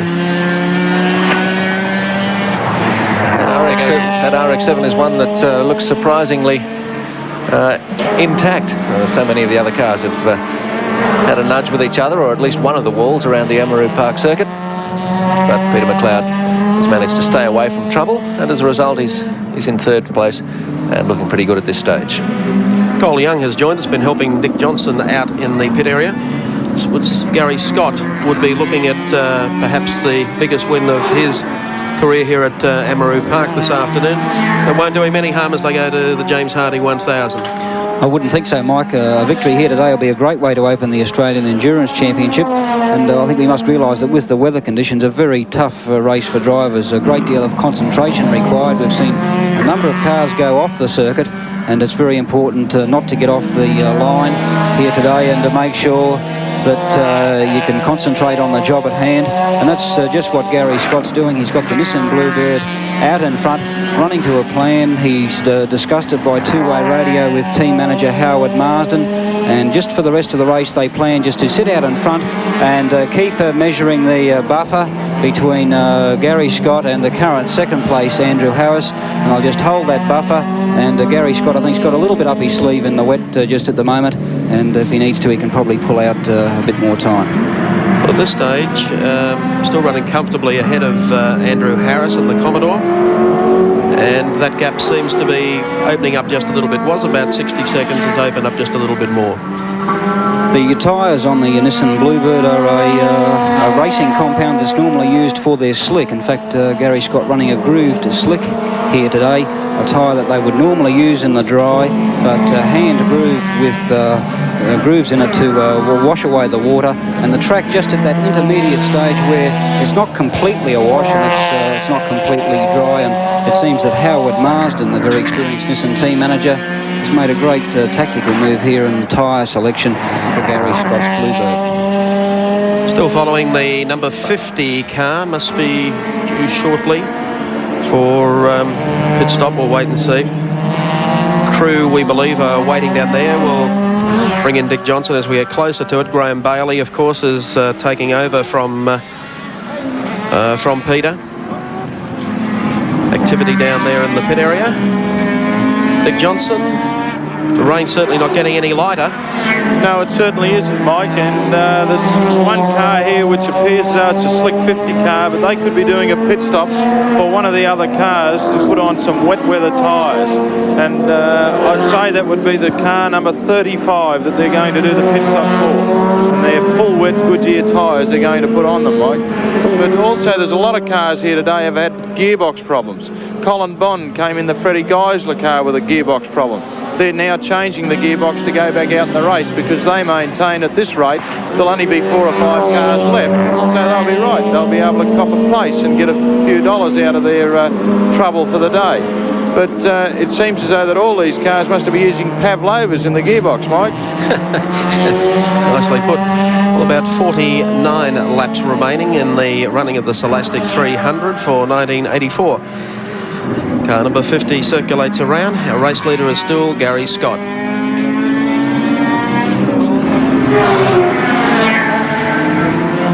McLeod still there in third spot. The gap between Gary Scott in car number 16 and Andrew Harris in the Kmart Commodore down from 60 seconds in the last couple of laps to around about 47.5 seconds. So if you can shave it at a second a lap, we're in for a photo finish to the Silastic 300. The Slick 50 car driven by Peter McLeod, 6.3 seconds back behind the number 8 car presently driven by Andrew Harris. So there's still a few questions left unanswered in the Silastic 300 from Amaroo Park. Welcome back to Amaroo Park Raceway. Howard Marsden just checking the times for Gary Scott. They've been somewhat concerned the last few laps. As I mentioned before going to the break, we had Gary Scott in car number 16 with about a 65-second lead. In the space of the last 12 laps, Andrew Harris in the number 8 Kmart Commodore has been able to whittle that back now to 43 seconds. He's been able to carve a sizable chunk off that with a further 9.1 seconds. Then back to Peter McLeod in car number 50, and that gap between Gary Scott and Andrew Harris in the Kmart Commodore is dropping all the time, now down to 41.5 seconds. Yes, if he keeps that up, we've got about 46 laps to go, and so he's only got to narrow that gap less than a second a lap to make a real go of it towards the end. But we think that Gary Scott won't have to make another pit stop, so he may be laughing if Andrew Harris does have to call in once more. There's our leader, Gary Scott. Well, there's car number 8, the one driven by Andrew Harris. The more I think about it, with Gary Scott being able to just ease off a little bit, allow that gap to come down, Howard Marsden has been able, I think, to precipitate Scott into a little more forward travel, and he's starting to pick the pace up again now. So I think Gary Scott was just wisely setting his own pace. The conditions aren't, at this stage, very, very favourable. And from that 41 seconds, they've now dipped out to a 50 seconds, so he's been able to pick the pace up by about 6 seconds. Gary Scott in constant radio contact with his pit area, Howard Marsden and Derek Rawson, who's the chief engine man, talking to Gary Scott on a regular basis, and they're keeping him informed of the gap between himself and Andrew Harris in the Kmart Commodore. And I'm sure that they've given Gary Scott the message that the gap was just coming down a little bit too close for comfort, and I'm sure we'll see it being kept at around a steady 45 to 50 seconds as long as the race continues. Well, Mark Gibbs here in the Mazda behind Andrew Harris as they come onto the straight. You see the track very, very wet indeed, heading up Bitchapave Hill. There he goes, heading up to the top of the hill. They've already had a pit stop. And And that gap again opening up with Harris to 46 seconds. So Scott, as you said, Cole, has been able to settle the pace, and he is driving the race according to the way that Howard Marsden wants it to be run. I think the other thing to consider here too is today's conditions well, not all that enjoyable for drivers, but if any driver is enjoying them, Gary Scott may just well be the man. He spent 2 seasons in England in 1977 and 78 racing Formula 2 and Formula 3, and the weather conditions over there are very typical of the day we have today here in Sydney, and he did plenty of wet weather driving against some very hot competition, including in the 1977 season a driver by the name of Nelson Piquet, who also ran the Formula 3 series in England that year. So maybe those couple of seasons in England are paying off today for Gary Scott on his way to trying to take out this Silastic 300 race. As we say, that gap up to 46 seconds now between Scott and Andrew Harris, although I wonder if it's not so much Scott putting the foot down as Andrew Harris easing off, because Peter McLeod in the Mazda is also narrowing the gap between himself and Andrew Harris.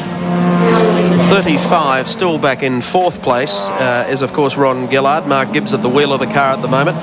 We've already dealt with them early in the race, the Goodyear Car Owners Club, and they've done very, very well. They were in to do a pit stop only a short time ago, and they are still running very strongly in 4th place. 33 is the next one back behind them in 5th spot. Gary Scott has actually been going around a little quicker, 65 seconds down to 62 and then 61. So he's got the message. Well, there comes Gibbs out of the corner, our race leader, of course, with lap 114 of 155, and Gary Scott of Queensland continues as the race leader of the Silastic 300. Let's look at some details about this young Queenslander, 31 years of age. Good on you, Brisbane, driving the Bluebird Turbo. Been in racing for 9 years, so he's no chicken, or he's not new to the sport. 77, winner of the National Formula 3 in a cheetah. 78, he raced Formula 3 in Europe and UK. 82, third at Bathurst with John Harvey. Keeping in mind he did drive with the dealer team. And the front row of the grid for every Amaroo race in 84. And doesn't that tell you something, Steve Rebellion? Well, it does, and he'll be pleased that Steve Masterton isn't still circulating, because a couple of times during the year, especially in the AMSCAR series, he's been shunted off the track one way or another, and it's usually besides Steve Masterton that those little incidents have occurred. So Steve Masterton no longer in it, but Gary Scott certainly is. Doing it very comfortably. And seems to have the measure of the other drivers just at the moment. As he takes it down into the late corner once more. And pretty gingerly, they're all taking it carefully around there. And into Wonderlick, and back up into pit straight once more. We saw on the statistics, which were just up for Gary Scott, that he did a stint with the Holden dealer team, running 3rd at Bathurst with John Harvey. And I would say earlier in the race, when we saw a dice between Gary Scott and Peter Brock, his former boss at the dealer team, I'd say Gary Scott would have been enjoying that, running wheel to wheel with his former boss at the Holden dealer team. But Gary Scott and the Nissan Bluebird out in front, driving a very comfortable and sensible race at this stage, using Avon brand intermediate wet weather tyres for this race. Started the race on slicks, which was a brave move in the wet conditions, but they've paid off. We heard Dick Johnson just mentioned a little while ago, when the car 35 came into the pit area, they changed to a full wet weather tread pattern on the Goodyear car owner's car. And in fact, Mike Raymond earlier in the race, the pit area was very much a delight for the tyre people. There were all sorts of brands being floated around. Peter Brock, in fact, had 3 brands in the pit area ready to go on his Commodore at various stages of the race. Well, he might have been calling into that other stop as well, but he got taken into the pit area with that mix-up with a slower car that's put him out of the race. About 42 seconds the gap between Gary Scott in car number 16 and Andrew Harris in car number 8. 11 seconds then back to Peter McLeod in car number 50. And then a couple of laps down behind them, Ron Gillard in car number 35. Okay, down to the pit area now, and here's Dick Johnson. Thanks, Mike. With me I have Ivan Stibbard, who is the promoter running this meeting. And I've just been informed from Ivan that the race has been reduced to 140 laps. That's right, Dick. The times have dropped dramatically. The rain's not improving, and the darkness is closing in. So we decided we'd shoot for cutting the race by 15 laps. Well, actually, Mike, I can assure you that I don't think there'd be one driver out there would be sorry that the race has been reduced by 15 laps. Thank you very much, Dick Johnson, and to Ivan Stibbo. Well, that puts the matter into true perspective for the Silastic 300. I don't think it's going to make too much difference if this man out in front continues to drive as well as he's driven for 118 circuits already completed. There's car number 21, Graham Lusty, co-driving with John Lusty. They qualified 19th in the field, so they started a long way back, but they've been able to certainly stay on the same scoreboard as the top 8 runners anyway. One of the teams that took a punt early in the race by selecting to run on the slick compound tyres, which are normally used in dry weather. So early in the race, they were like a lot of other teams, unable to keep up with the front running pace of the drivers who had decided to use a treaded type tyre. But now Graham and John Lusty made their mid-race pit stop, and they're back onto the more sensible treaded tyres for this type of weather conditions and running along at quite a steady pace, but 2 laps down on the leader. There's Lusty in number 21, the V8 Commodore, 8th on the road at the moment. Started on the back row of the grid, but grid positions haven't meant a hell of a lot today when cars have been dropping out at a great rate, and lap times have been anything but like the ones that we saw yesterday for practice when the lap record was given a good old shake. Lusty goes down to the lake corner through the gears, the short run down to Wonderlick corner now. And of course, also making up the field today, you could say a veteran and a rookie in car number 29. That, of course, is Paul Jones, and co-driving with Paul today is Glenn Seton. Paul's been a regular here at Amaroo Park in the Freedom Fencing entry. Unfortunately was taken out of action 2 meetings back in the accident where Ken Matthews upended his car in the Dunlop Loop. They missed the last meeting, but they're back and racing, and at the present time they're running 9th in the field. Heading down to Mazda corner, Paul Jones and young Glenn Seton, the son of Bo Seton, the man that's probably won more Ford Capri races around Amaroo Park and more Ford Capri placings in the Bathurst Enduro. And that looks like young Glenn Seton at the wheel, heading down to the bottom corner through the gears. And now you can see that's where they're running on the track behind Lusty at the moment. Lusty in 8th and Glenn Seton in 9th place, and doing a good job in that big Ford. It's not really the car you want to be running here in the wet,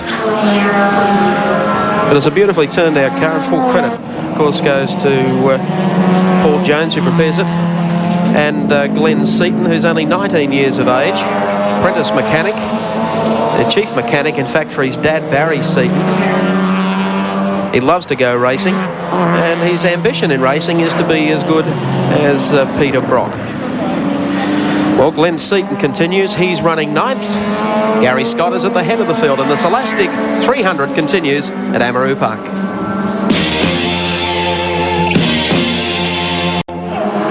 And welcome back to Amaroo Park Raceway. Castrol, oils ain't oils. 122 laps of 140 laps completed in this year's Silastic 300. Gary Scott of Queensland is your race leader in car 16, the Nissan Turbo. Car number 8, the Andrew Harris Ron Harrop Commodore is in second. 50, Peter McLeod in the Slick 50 entry. Then in 4th place, Mike Burgmann and Bob Stevens in the Mazda RX-7. And then 35, Ron Gillard and Gibbs in an RX-7. Our thanks go to Castrol, of course, sponsoring the Castrol scoreboard for Seven's major motorsporting presentations. There's the rather wet scene as Gary Scott ploughs his way through the precipitation. Not that it's raining that hard, but it's getting pretty gloomy. And I think really the correct decision made there by the ARDC to shorten the race a little. Otherwise we'll be calling for spotlights.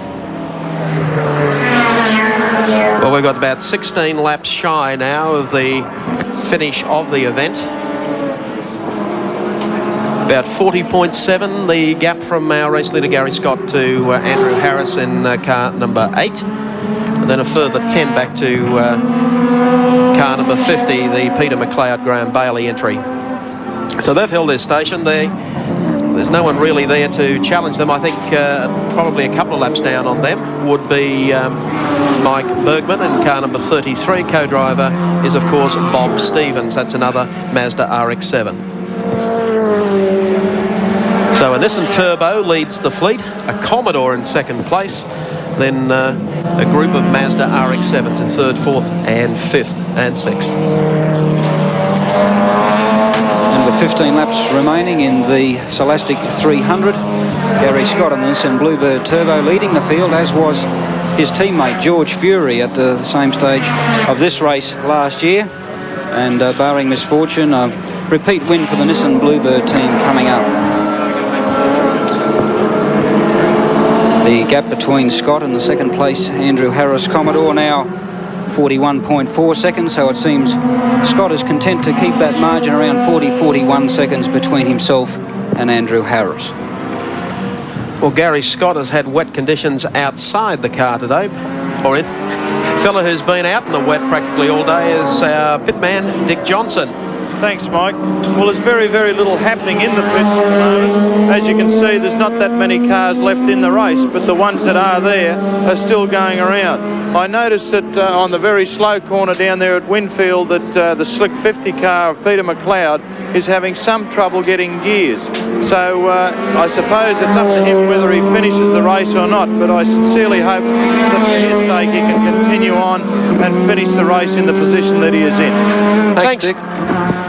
Well, Dick Johnson doing a good job for us down in the pit area today, stepping out of a race car, and I think he's handled the job superbly, being able to bring us up to date with what has in fact been happening in the pit area. It's not a bad initiation, though, to motorsport commentary, though, to get the pit job and have a wet day. Yes, he's been a busy man and he's been doing a great job. And, well, there's been plenty happening. People changing tyres, changing them back again. Peter Brock running into trouble and ruining his front end, trying to get into the pits. And as he came into the pits, he had slicks on his car. I guess that might have been partly the problem, because he ran into a puddle and skidded into trouble.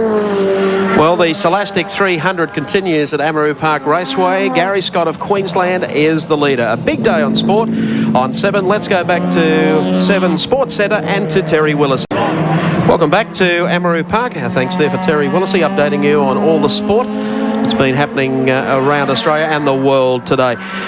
We're now following car number 8, the Kmart Commodore, which of course is running in second place at the moment.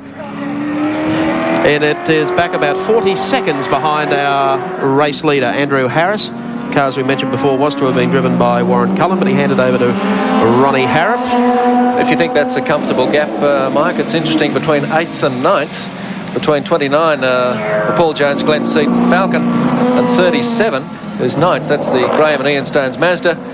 The gap, a tidy 84 laps. Well, 128, and if the gap's closing, I bet they'll be really pleased that it's gone from 155 to 140. 36 the difference, but then again, Gary Scott, as we've been informed from the pit area, has been able to just pick up the pace whenever he wants to. Andrew Harris in the Kmart Commodore running in second place. He teamed with Ron Harrop in this race. Ron Harrop, a last-minute replacement for Warren Cullen, wasn't feeling too well. This will be one of 2 of the Kmart Commodores that will be running the James Hardy 1000 later this year. And of course, former world champion Alan Jones joining this team for the James Hardy 1000 and the Castrol 500 at Sandown.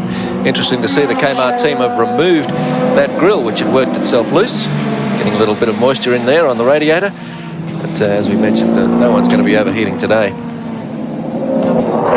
Weather conditions probably in some respects a blessing in disguise for the Nissan team. The turbocharged Nissan cars normally perform a little bit better when conditions are cooler. the hot weather and the higher temperatures of the turbo operation sometimes give those cars problems.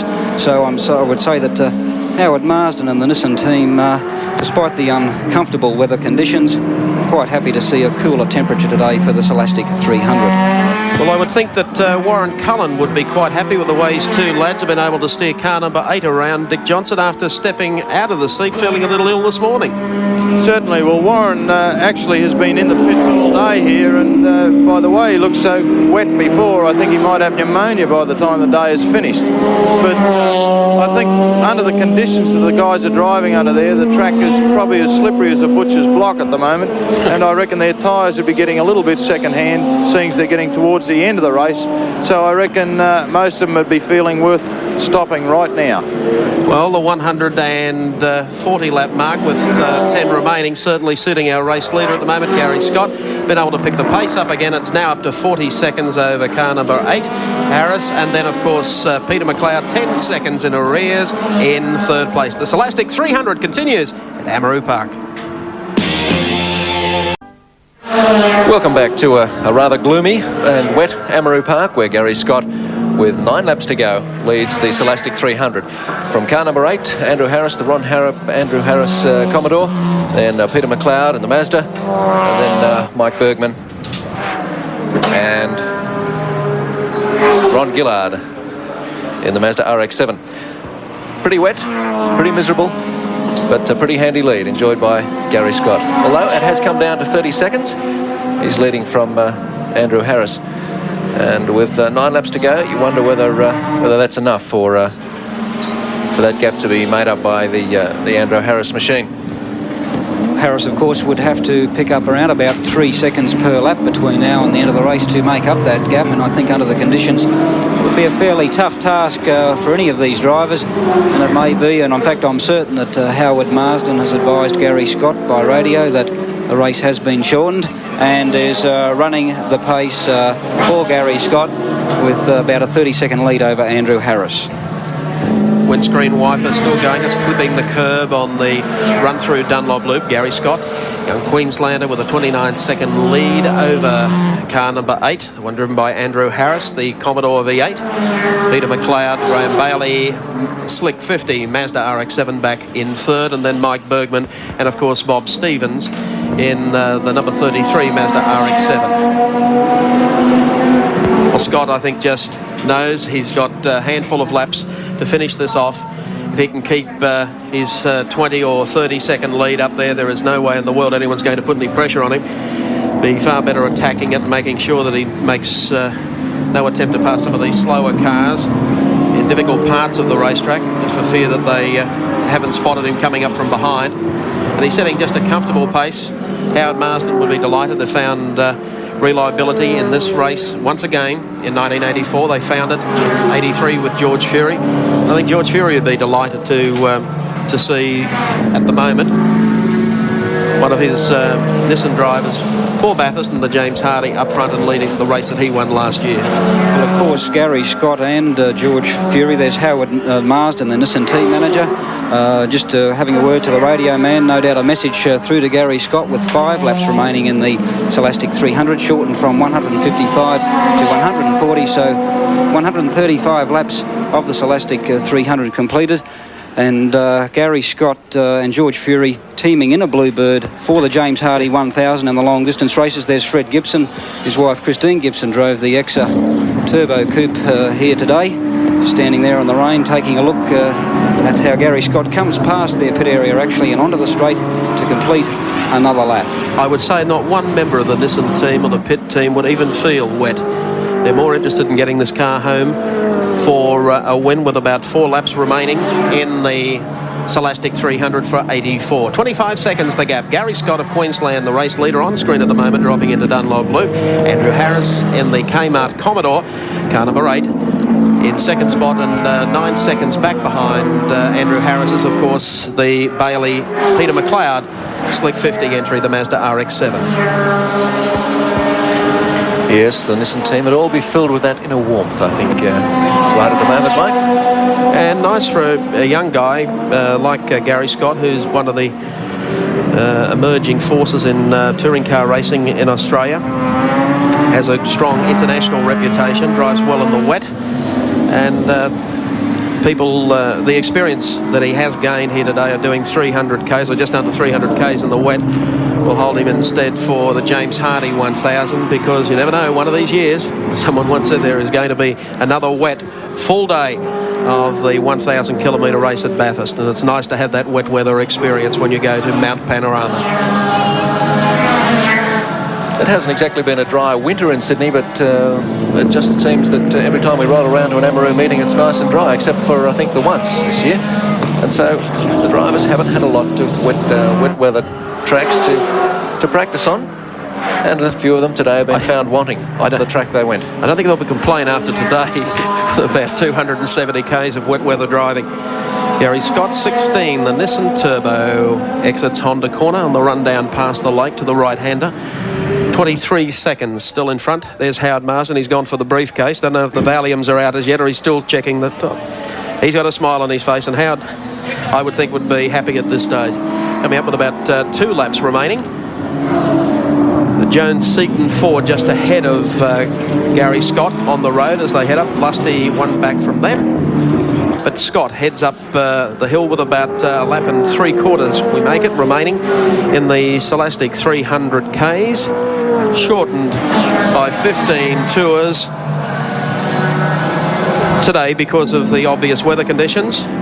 The Warren Cullen entered, Ron Harrop, Andrew Harris, Kmart, Commodore V8 running in second on the road at the moment. 23 seconds in arrears and 9 seconds further back to the Bailey and McLeod. Well, Howard Marsden, I would think, would be a very, very happy man at this stage. Correct, Dick Johnson? Yes, Mike. Actually, I was just about to ask Howard. Howard, now that you're in a position where it looks as though with a couple of laps remaining that you are in a tremendous position to win the race, but does this mean that in the future races, the long-distance races, that the car will be as reliable? Yes, obviously your question is aimed at the fact we haven't put a lot of mechanical stress into the cars.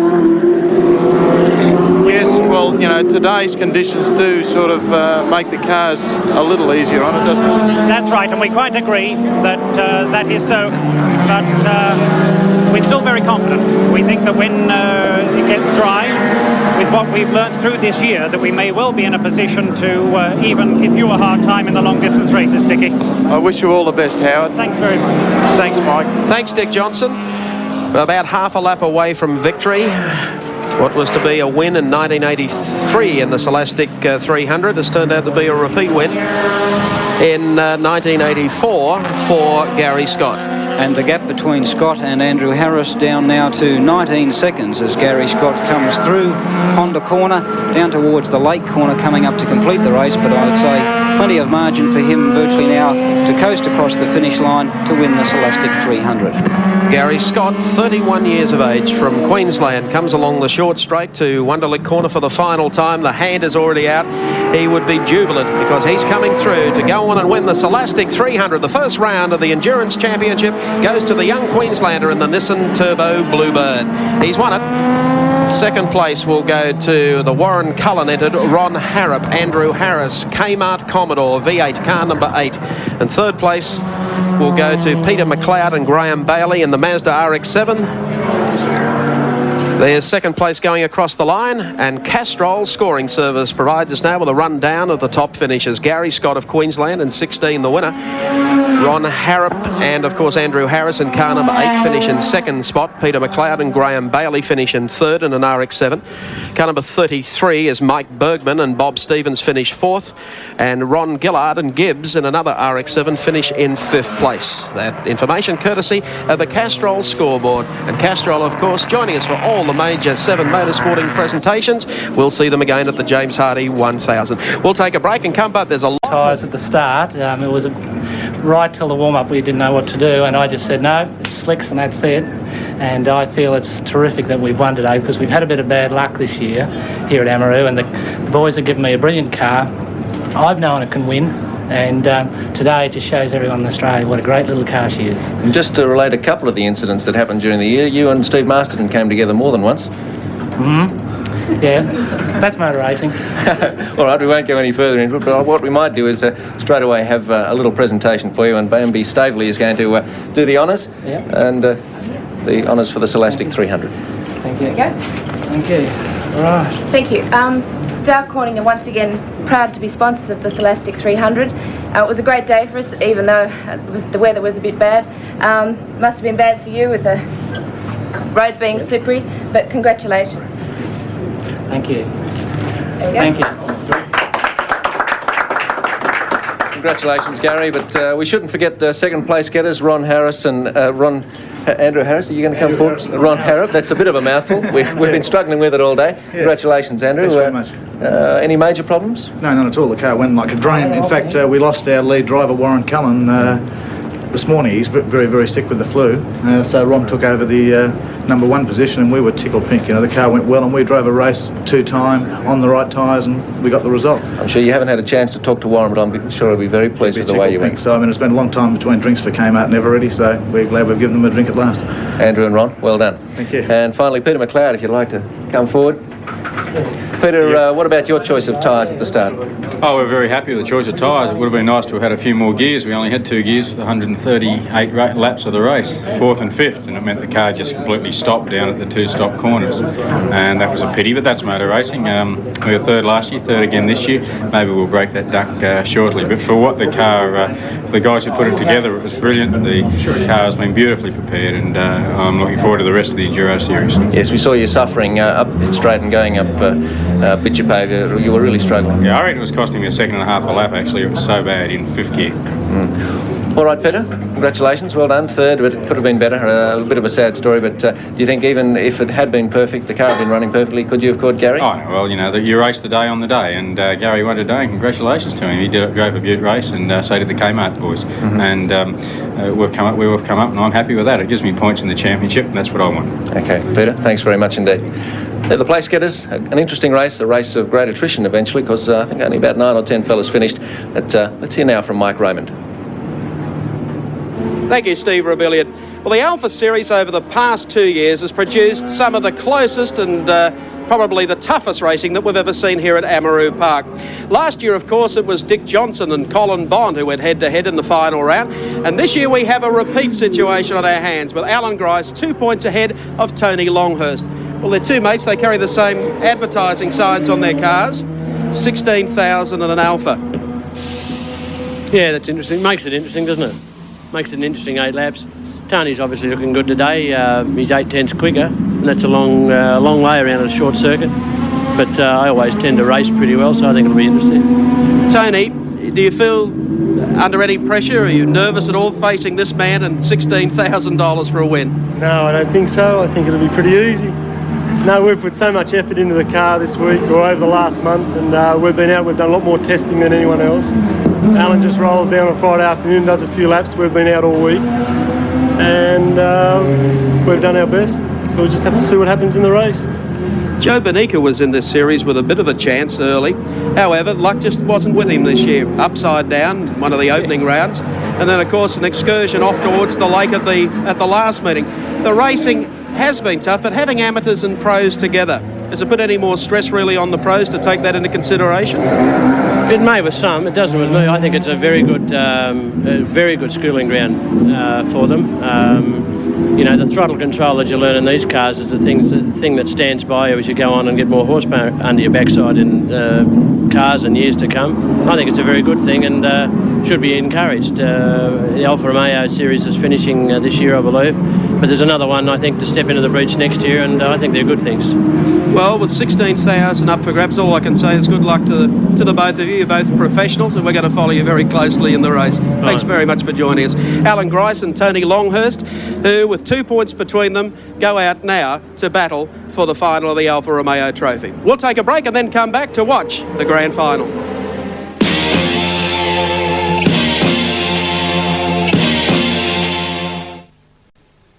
Come forward. Welcome back to Amaroo Park. Well, the drivers are on the grid now for the Alfa Romeo Trophy Series final this afternoon. Tony Longhurst, pole position with a 104.4. And alongside him on the grid, car 10, Joe Benica of Victoria with a 104.6. Alan Grice has it all to do to win the series. We await the start. Flag is up and they are racing. And Joe Benica getting away side by side with Tony Longhurst. Dick Johnson moving up very, very quickly indeed. Busy man this afternoon. Alan Grice is the next best, and Benica now makes the run on the outside of Longhurst as they head to the top of the hill, and dropping in behind him is Longhurst as they come down into the loop for the first time, and that's Grice positioned out on the outside here of Dick Johnson, giving chase after Longhurst. Can't afford for Longhurst to get too far away from him, but Benica will lead down the back part of the course for the first time as they head down now towards Mazda corner. And the Victorian driver, who hasn't had the best of luck in this series, with an upside down jaunt early in the season, then of course being forced off the course at the last round. So Benica's in front, but going after him is Tony Longhurst, and Gricey is now up into third place. And the close racing, which typifies the Alfa Romeo series, is once again in evidence here. And Joe Benica leads on the first lap. Tony Longhurst in second. Grice making his move up the inside, and he pick up second here as he comes along the short straight leading onto the main straight. And Alan Grice, the series leader, has moved into second place, going up the inside of Tony Longhurst. Grice started from position 4 in the grid, and he's in no mood to settle for second best today. He has set off after Joe Benica as they head up the hill. Benica, of course, in car number 10, the red Alfa, and tucking right in behind Alan Grice is Tony Longhurst. He is very close indeed, and he goes out wide. He's going into no man's land, half spins, no, catches it, and Johnson down on the inside of him to try and take advantage of it, and Johnson will come out looking for third place. He really can't afford to lose. He goes up very, very high indeed, Tony Longhurst. I think at this stage feeling a lot of pressure. Grice advances into second, and this battle royal rages between Dick Johnson and of course Tony Longhurst as they come down to Honda corner. Alan Grice there, the series leader on 24 points, 2 ahead of Tony Longhurst in 1 position in the race. Grice in second, Longhurst in third, but he's got Dick Johnson right on his tail. So now it's Tony Longhurst, who was the fastest qualifier for this race, 0.8 of a second lap faster than Alan Grice, but Grice has got in front of him, and now Longhurst with Dick Johnson and a gaggle of cars right behind him as they come onto the straight to complete another lap. Colin Bond also well positioned as they come out of Camalco corner. They go beneath the pit boards and head up Bitchapave Hill once again. There's number 40 Tony Longhurst, behind him Dick Johnson, the commentator racer here at Amaroo Park today. There's our race leader going through. Grice is next. Oh, some cement dust there and a bit of smoke also from one of the cars. Hello, Longhurst has pulled the Victorac halfway across the infield and shaving the grass as he comes out of the corner and now heading down towards Mazda corner again. So there's the gap. The leader going through, Joe Benica. Second spot held down by Alan Grice. There's Longhurst and Dick Johnson. The Alfa Romeo series, and Johnson and Longhurst both sideways through the left-hander on the back section of the course, coming down now into the Honda corner right-hander. Oh, and Dick Johnson's gone. He's in plenty of trouble. Ran by car number 4, Gary Cook, and plenty of trouble there. Dick Johnson trying just too hard. Gary Cook's got going again in the creepy Corley car. What an appropriate name. They come out of the bottom corner now on the short straight along to Camalco corner. There's Benica going through. As I said, probably a fair reward, a win in the series final here this afternoon after some bad luck early in the season. Still holding down second spot is Alan Grice, and Tony Longhurst back in third place as they head up Bitchapave Hill again. And a few spots of rain out on the track, and that may be the reason for Dick Johnson's spin over in Honda corner. Just seeing it on our monitor now, but there's Alan Grice, and the rain coming down here now at Amaroo Park, and this is going to make things very interesting in the final few laps of the Alfa Romeo Trophy Series final. The rain, of course, puts a new complexion on the race, and experience will really count here. Keeping in mind they are running on radial tyres, the Alphas. So it's not going to be critical unless it really does start to come down in buckets. But there's Grice at this stage, dropping down into the left-hander at Honda corner. Feeling quite comfortable there. Talk about some of the rain on the road. You can see Tony Longhurst attacking the left-hander sideways, heading down to the lake corner. And if anything, I think Grice is perhaps reeling back Joe Benica. Longhurst into the lake corner, the right-hander. And maybe making up some ground on the race leader is in fact Alan Grice, the series leader, in car number 6, the Ignis entry, coming off the corner and once again up the front straight here at Amaroo Park. Joe Benica, the race leader, Alan Grice in second place, Tony Longhurst in third, and Phil McDonald, who started on the rear of the grid, has come through to fourth after Dick Johnson's spin. But there's Joe Benica over the loop and down into this sweeping right-hand corner. Alan Grice just edging forward through the rain to run a bit closer to Benica. And of course, the Alfa Romeo Trophy Series is for Pro-Am drivers. Alan Grice, one of the professional drivers, and he's been a front runner throughout the series, and maybe with the dicey track conditions here, the experience of the professional drivers may just pay off. Well, I think you'd have to regard Joe Benica as a professional driver because he's attacked the Alpha Series both last year and this year in a very professional manner. Just hasn't had lady luck riding with him. There's Gricey, series leader, an Alpha 33 valued at $16,000 up for grabs if Grice can put it all together and make sure he stays there in front of Longhurst down to the checkered flag.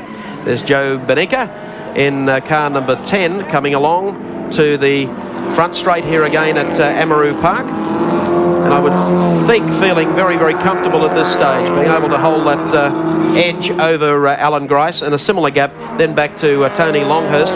Fourth place driver is Phil McDonald, which is not bad at all because he started from the rear of the grid. Phil McDonald, in fact, is the lap record holder here for the Alpha Sud cars with a time of 64.7 seconds.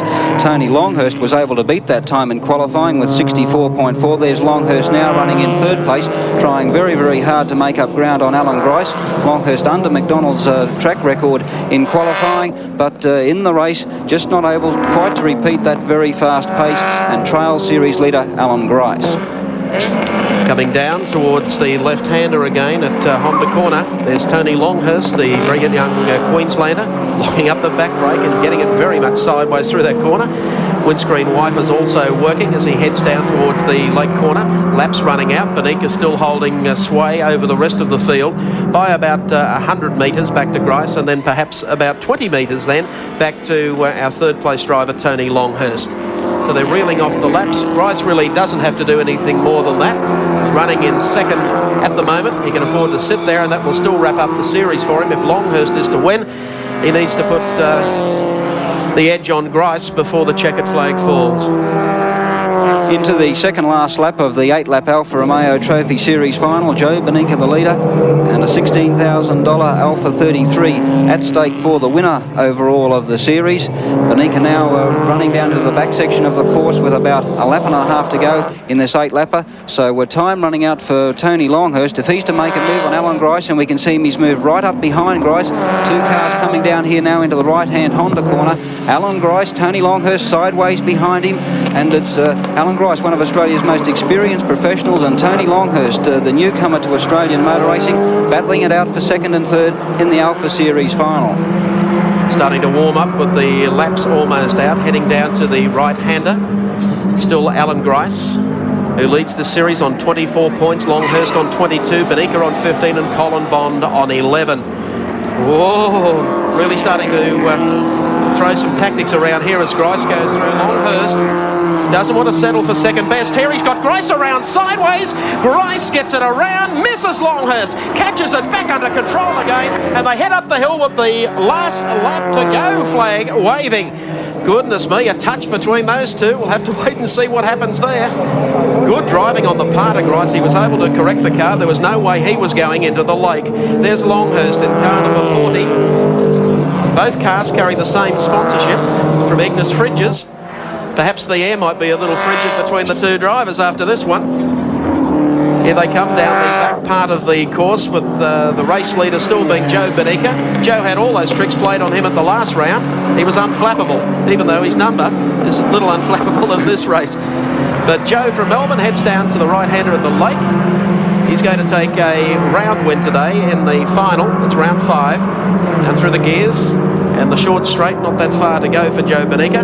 A fitting reward for this very popular driver, very polished performer, as he comes up to the last corner and coming out of the bend to wrap up the Alfa Romeo Trophy Series. And it's going to be Joe Benica coming across to take the checkered flag. Confirmation of placings for the final of the Alfa Romeo Trophy Series. Joe Benica in first place, Tony Longhurst from Queensland in second, and Alan Grice taking third. Let's take a look at a few of the incidents involving some of the leading drivers. First, of course, Tony Longhurst going through, and Dick Johnson right on the wild side here as Gary Cook comes in behind him, manages to straighten Dick Johnson up. He goes on to complete the course, cars going via the grass, and Gary Cook left stranded there momentarily. Then, of course, later in the race, coming up with 1 lap to go, Grice holding down second spot. Tony Longhurst, the only man who can beat him for the series, comes in behind and gives him a little bump from behind. Grice gets it around sideways, almost out on the edge of the grass. Longhurst throws the tail at him, and Grice comes back and goes straight again.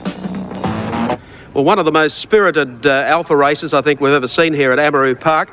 A fellow who hasn't had too much luck here this season. He's finished upside down. He finished out in the sand at the last minute. Is Joe Benica. And Joe, congratulations for your series round win today. It must be somewhat of a consolation prize after the bad luck that you've had. Yeah, well, the first meeting I rolled just trying too hard, I suppose. And then I won one, came second, and then I spun off in the second last round, and well, I won today, so it makes me feel happy. Congratulations to you. Thank you. All the best. Now, of course, we have a controversial finish to that, and I'm not going to get involved. I'm going to invite Mr. Rotondo in from Alpha, Tony Longhurst, to step forward, because on points at this stage, provisionally, Tony Longhurst has won the series.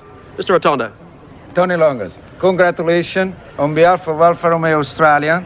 It is my pleasure to give to you the trophy and the key of the Alpha 33 that you can see just there. I'll mind it for you, that's okay.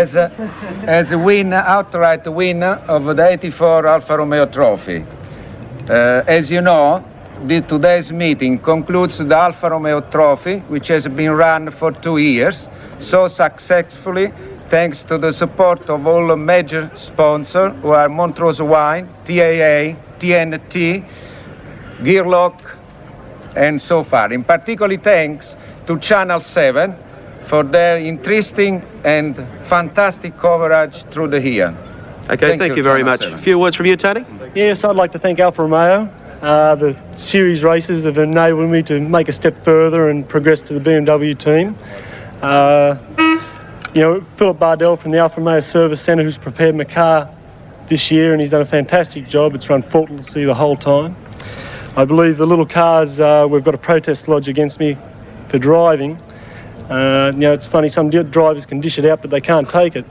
So we'll just have to see what happens there. Thank you, Tony. I think McLeod T&T's one of the sponsors. That's the bomb for the afternoon. I think I couldn't let the afternoon go without giving right of reply. We won't go into the incident itself, but Alan Grice, that's correct. There has been some sort of protest filed. No, there's been no protest filed at this point in time. You don't envisage there being one?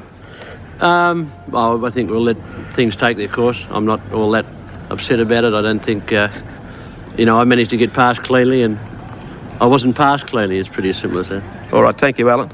But I've got a good memory. Obviously. Well, there you have it, a very, very interesting finish to the Alpha Series. Our thanks, of course, go to Alpha for their participation. We're going to take a break and then come back to Amaroo Park.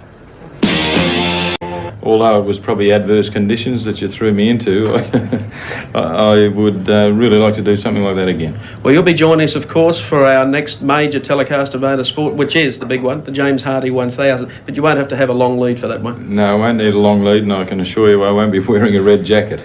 Tell me this, if you're taking in the Silastic 300 today, and if it is a wet race at Bathurst, those who've only run dry and they go to Bathurst in the wet, must be a harrowing experience. Yes, especially the mountain, because the speeds are a lot higher there and things happen a lot quicker, especially at the end of the straight where the cars are doing, you know, around 170 miles an hour, which is pretty quick. So you'd really have to have your act together, and also the pit work, because if you've got to change tyres more than once, it does become somewhat of a problem and the pits get very crowded.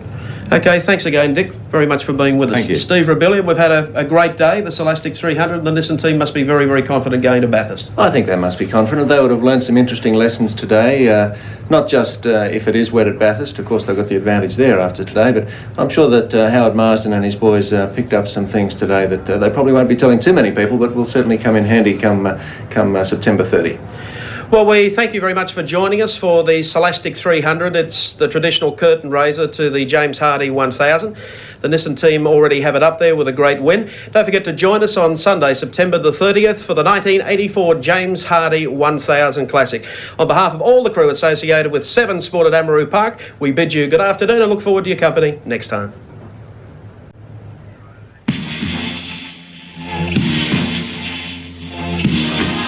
The Leyland brothers head out to Lord Howe Island next, followed at 6 o'clock by 7 National News. Looking for adventure, thrills and excitement? Well, you'll get it tonight at 6:30 on That's Incredible. See a super yogi match his muscle against Jeep power. There's a death-defying high wire act, and you'll see a baby survive skull surgery before it's even born.